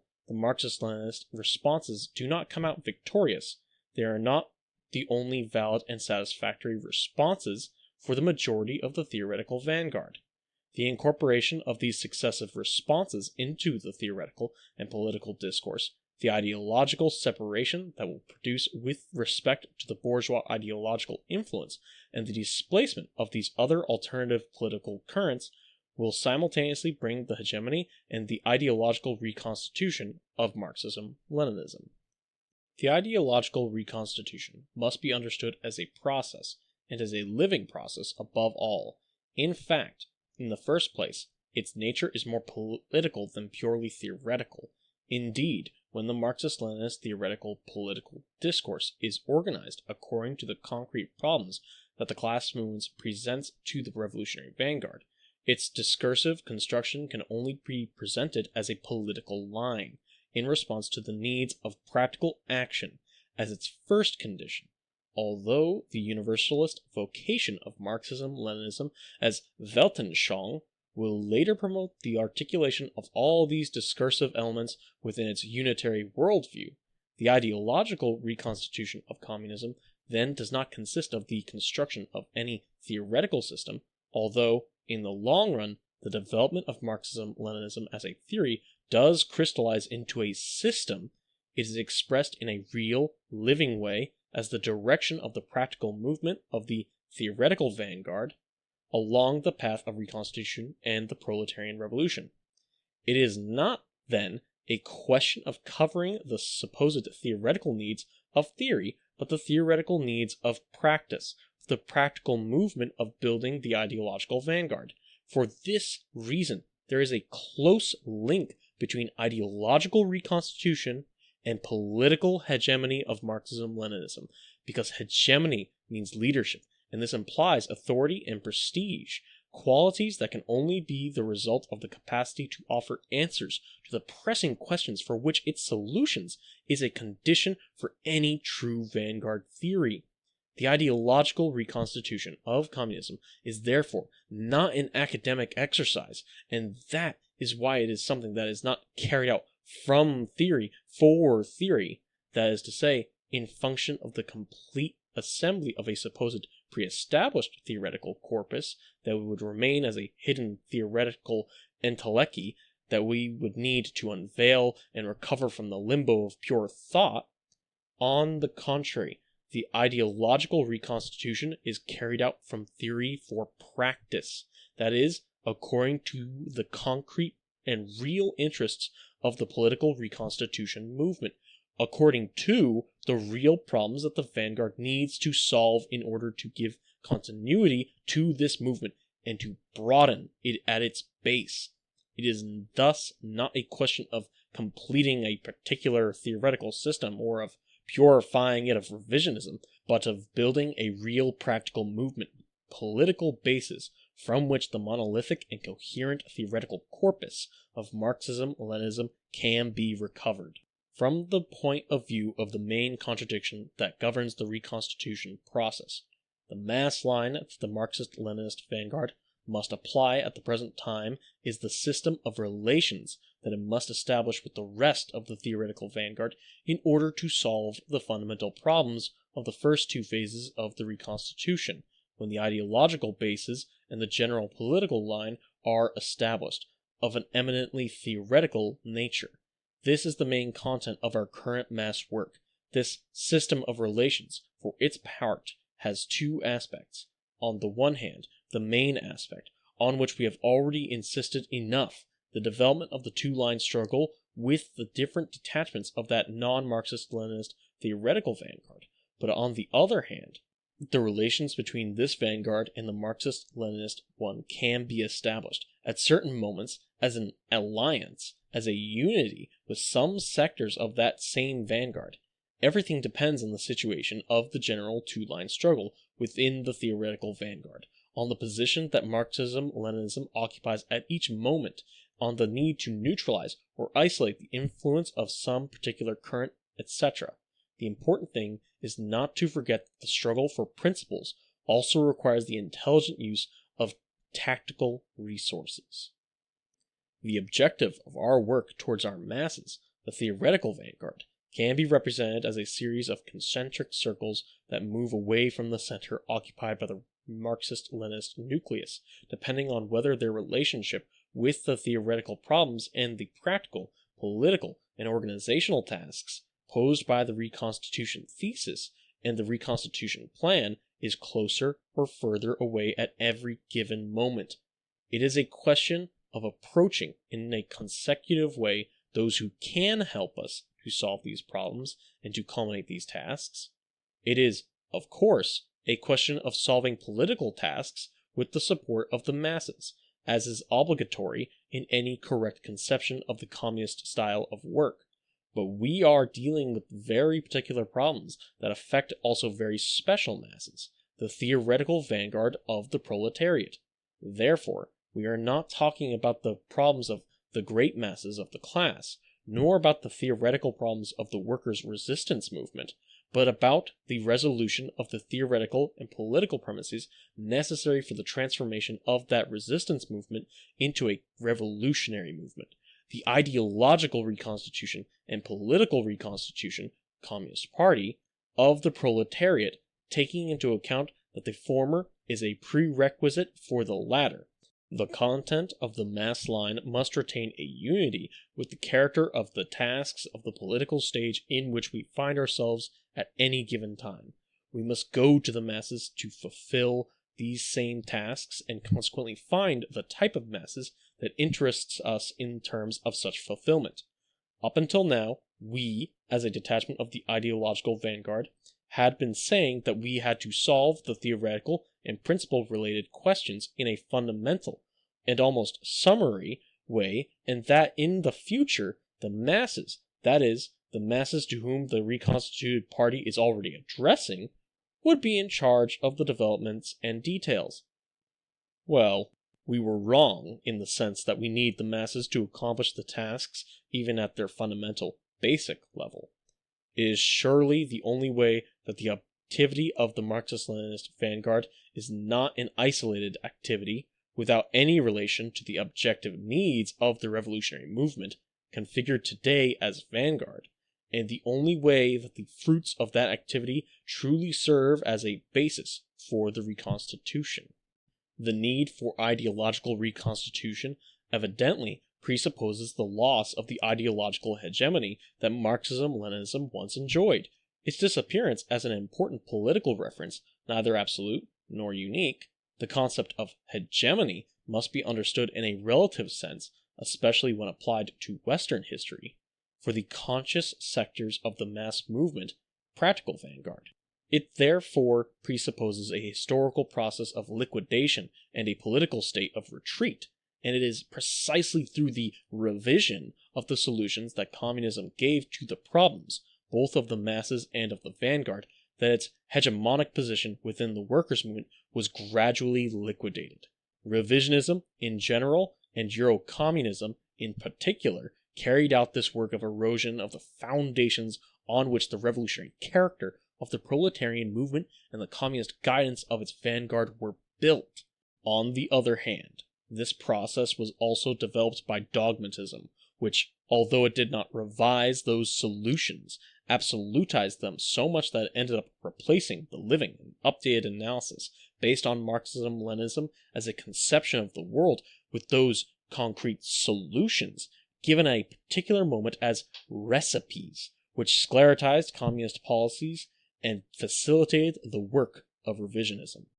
The experience of the first political constitution of a revolutionary party of the proletariat can help us to understand the nature of this process of conquest of the theoretical vanguard and the hegemony in the leadership of the masses by Marxism-Leninism, since in the Russia between the 19th and 20th centuries, the Marxists had to solve political tasks very similar to those we have now posed, although relatively more difficult in our case, given the current crisis of Marxism and the imperatives imposed by the end of the first cycle of the world proletarian revolution. Thus, the first important political struggle the Russian Marxists had to attend was that of elucidating, against populist anarchism, the character of the Russian Revolution and the ideology that should guide the masses in that revolution. Between the mid-1880s and the 1890s, Marxists knew how to give the right answer to the Russian Narodniki and made it clear that semi-feudal Russia had to go through a capitalist stage, already in its infancy, which would engender a powerful proletariat so that the imminent revolution would have to be bourgeois. In addition, the ideological instruments adequate for the vanguard to guide itself and the masses in this revolutionary process could only come from the only scientific theory, Marxism.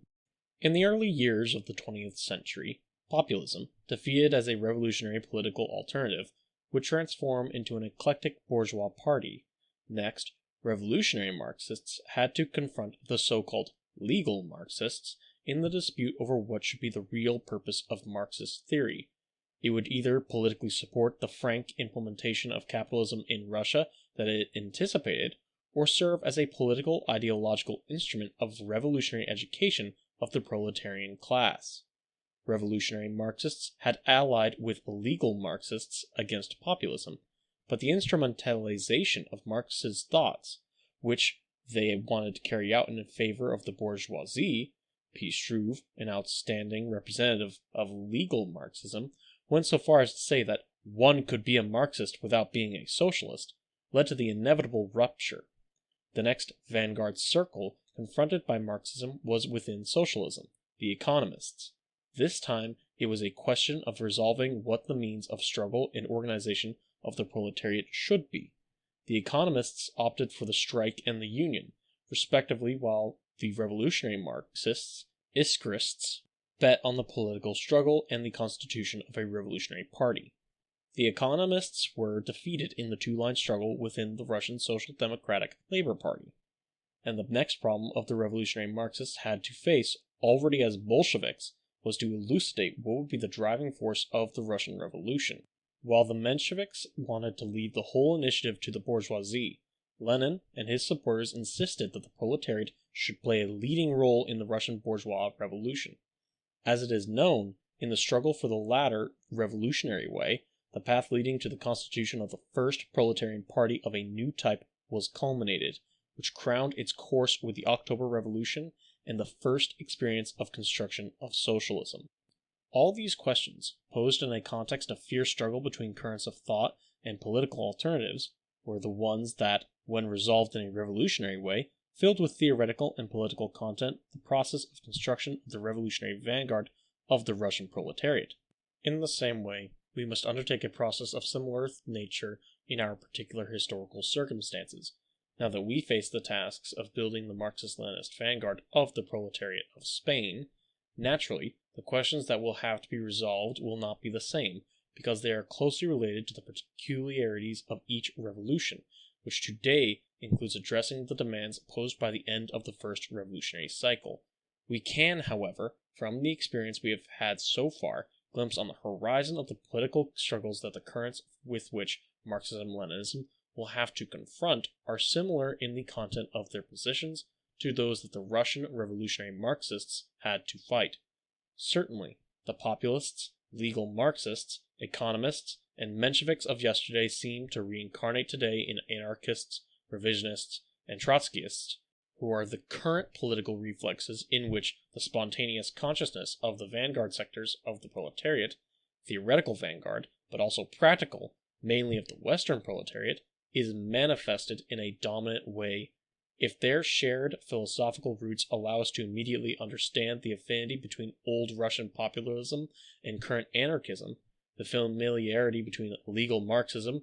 or economism and modern revisionism does not seem so evident until we compare their political theses in favor of reformism. In the same sense, at first glance, Menshevism and Trotskyism do not appear to be comparable either, until we verify their same theoretical foundations and political practices: connivance with revisionism, electoralism, bourgeois-type party construction. In the hope that our mass work will enable us to fulfill these expectations, or in the hope that it will indicate to us that, on the contrary, their erroneousness, we can advance that the circles of the theoretical vanguard that we are going to confront in the first instance are placed, without forgetting, of course, the Maoists, in the orbit of each one of these political currents. The great questions that the two lines struggle within the theoretical vanguard against these currents must clarify will have to be formulated, naturally, by that same vanguard. This does not exclude that we, as one of the detachments of that vanguard, pose what we have already considered to be those unavoidable questions, including, if possible, the answers to them. In any case, our experience allows us once again to anticipate that the vanguard will have to resolve what alternative there is to capitalism: its reform, some form of petty bourgeois socialism, or communism, something closely related to the results coming from the summation of the October cycle, in the sense of its validity as a historical experience that shows a path of progress for humanity. We will likewise have to resolve the nature of the essential political instruments to make that alternative a reality, which is why it is necessary to confront our Reconstitution thesis with all the other points of view, trade unionists as well as any others. Just as the nature of the political processes to achieve it debates on the strategy and tactics of the revolution, on the class nature of the new power, socialism or transition stage, and on the form of the new state, republic of councils or a new bourgeois republic, etc. But where will we find that vanguard that will help us solve all these problems, that will allow us to develop that process of construction of the vanguard? If we are consistent with the premises that structure our analysis, especially that which warns us about the futility of seeking elements of the ideological vanguard outside the proletariat, we must establish that we have to refer to the proletarian class. Here, we must, however, warn against the mistakes that can be made by the spontaneous and uncritical tendency, characteristic of political mentalities educated in unionism, to identify the class with the workers' movement, and above all to identify the latter with the union.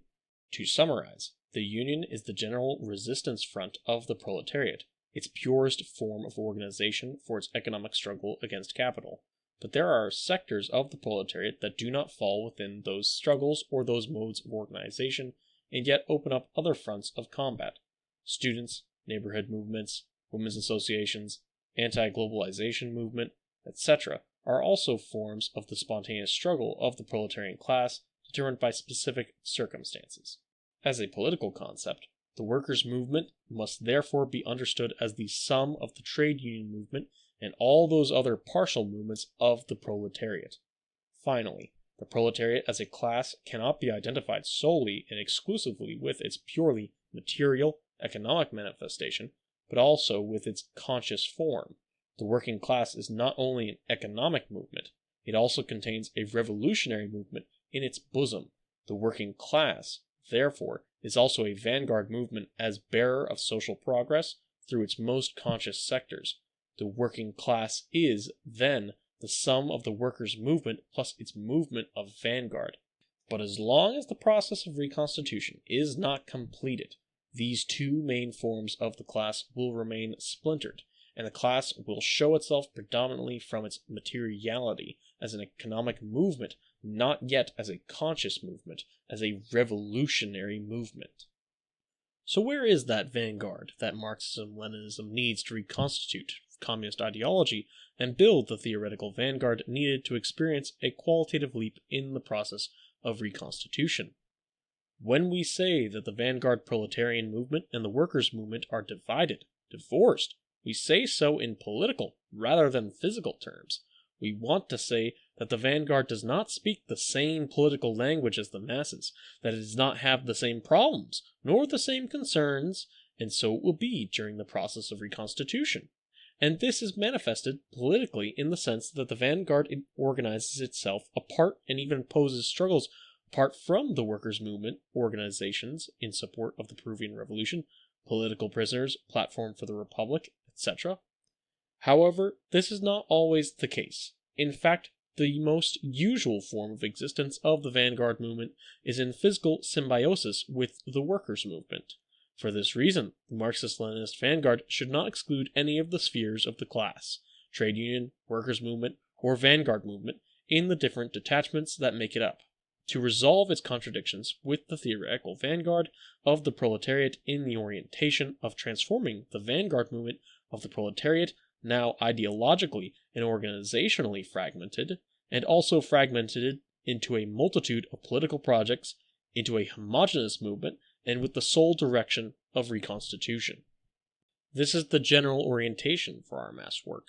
but we must remain vigilant in its application, in order to avoid falling into that almost innate tendency which we have denounced ad nauseum, although in this matter there is no such thing as excesses, towards economism or trade unionism, to divert our attention from the immediate tasks of the theoretical vanguard and to fix it on the immediate needs of the workers' movement,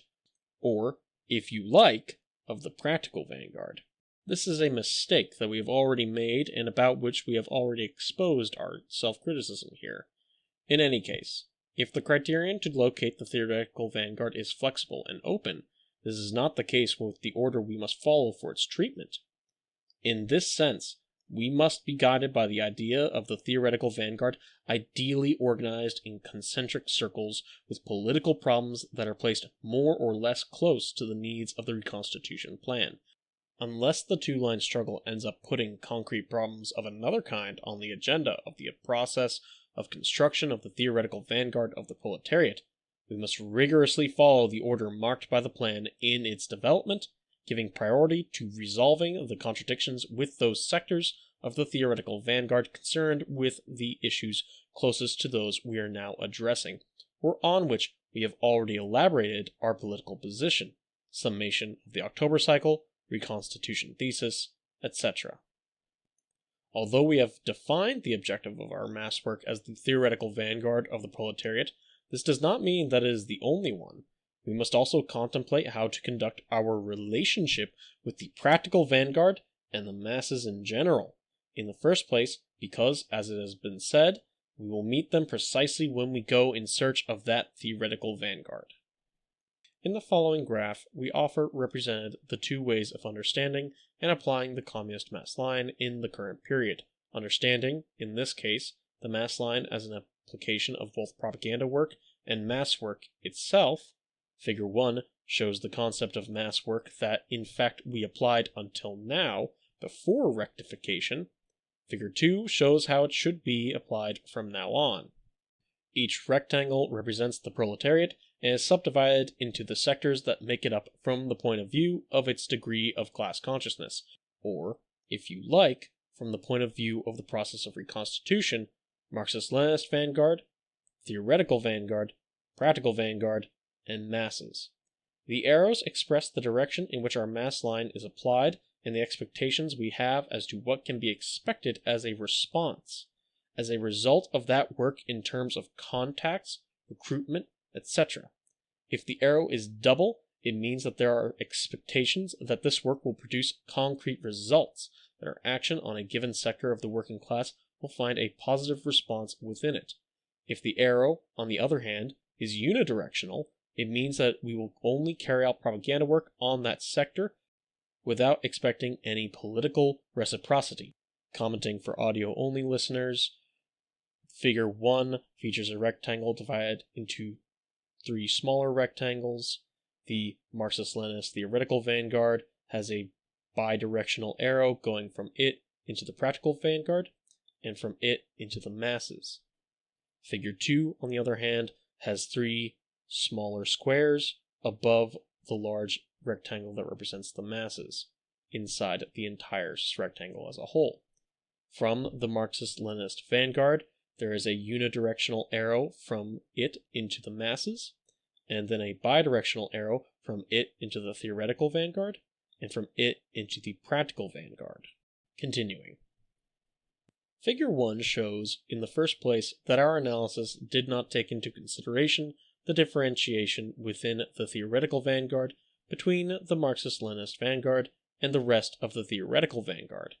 Our relationship with the rest of the theoretical vanguard was only considered from the two-line struggle, but without a mass line, exclusively as ideological competition. It was about convincing the practical vanguard that our line of direction was the most correct, that we were the true theoretical vanguard and nothing else, and that, secondly, in our mass line we maintained the same expectations with propaganda among the masses as with work among the practical vanguard. This required our presence both in the regular activity of organisms and movements such as the trade union, the platforms against imperialist wars, and all other specific mobilizations by reason of any aggression perpetrated by capital at any level, or, at least, the absorption of our practical work by this kind of activity.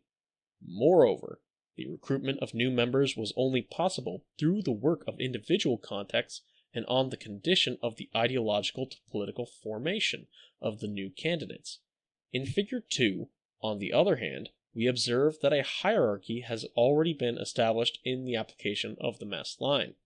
Firstly, the relationship between the Marxist-Leninist vanguard and the theoretical vanguard as the main link that must be developed according to the nature of the moment in which we find ourselves within the Reconstitution process. A link that must yield political results in the field of theory and the political line, and organizational results in the recruitment of new members for the Marxist-Leninist vanguard, and not only individually as contacts, but also as collectives or groups. Let us not forget the dialectical point of view in this matter. The main contradiction is resolved as struggle, but also, at the same time, as unity, as an alliance of Marxism-Leninism with the theoretical vanguard of the proletariat to build its ideological vanguard. Secondly, the relationship of the Marxist-Leninist vanguard with the practical vanguard, which must also open a two-way street on this occasion. However, political and organizational expectations must be much less demanding. This is so because the link between the Marxist-Leninist vanguard and the practical vanguard will be in the immediate, predominantly individual, to be realized through personal contact, and not in function of concrete objective problems, but of subjective concerns and specific particular problems. This will make mandatory the conquest of those elements of the practical vanguard for communism to be carried out mainly not by means of the two-line struggle, but by means of the ideological political formation. Meanwhile, for its part, the relationship between the Marxist-Leninist vanguard and the theoretical vanguard will be established according to the objective problems of the construction of the ideological vanguard of the proletariat, and in a supra-individual sphere between collectives, which will allow the application of the two-line struggle in the direction of theoretical to political clarification and organic development on a larger scale of the communist ideological vanguard. Finally, these developments among the most conscious sectors of the class will exert a certain indirect influence on the practical vanguard, since they will place in front of it new theoretical referents, this time really revolutionary. It is, however, not convenient to have too many expectations about the receptivity shown by the practical vanguard, since the subsequent fight of the Marxist-Leninist ideological vanguard to conquer it is irreplaceable.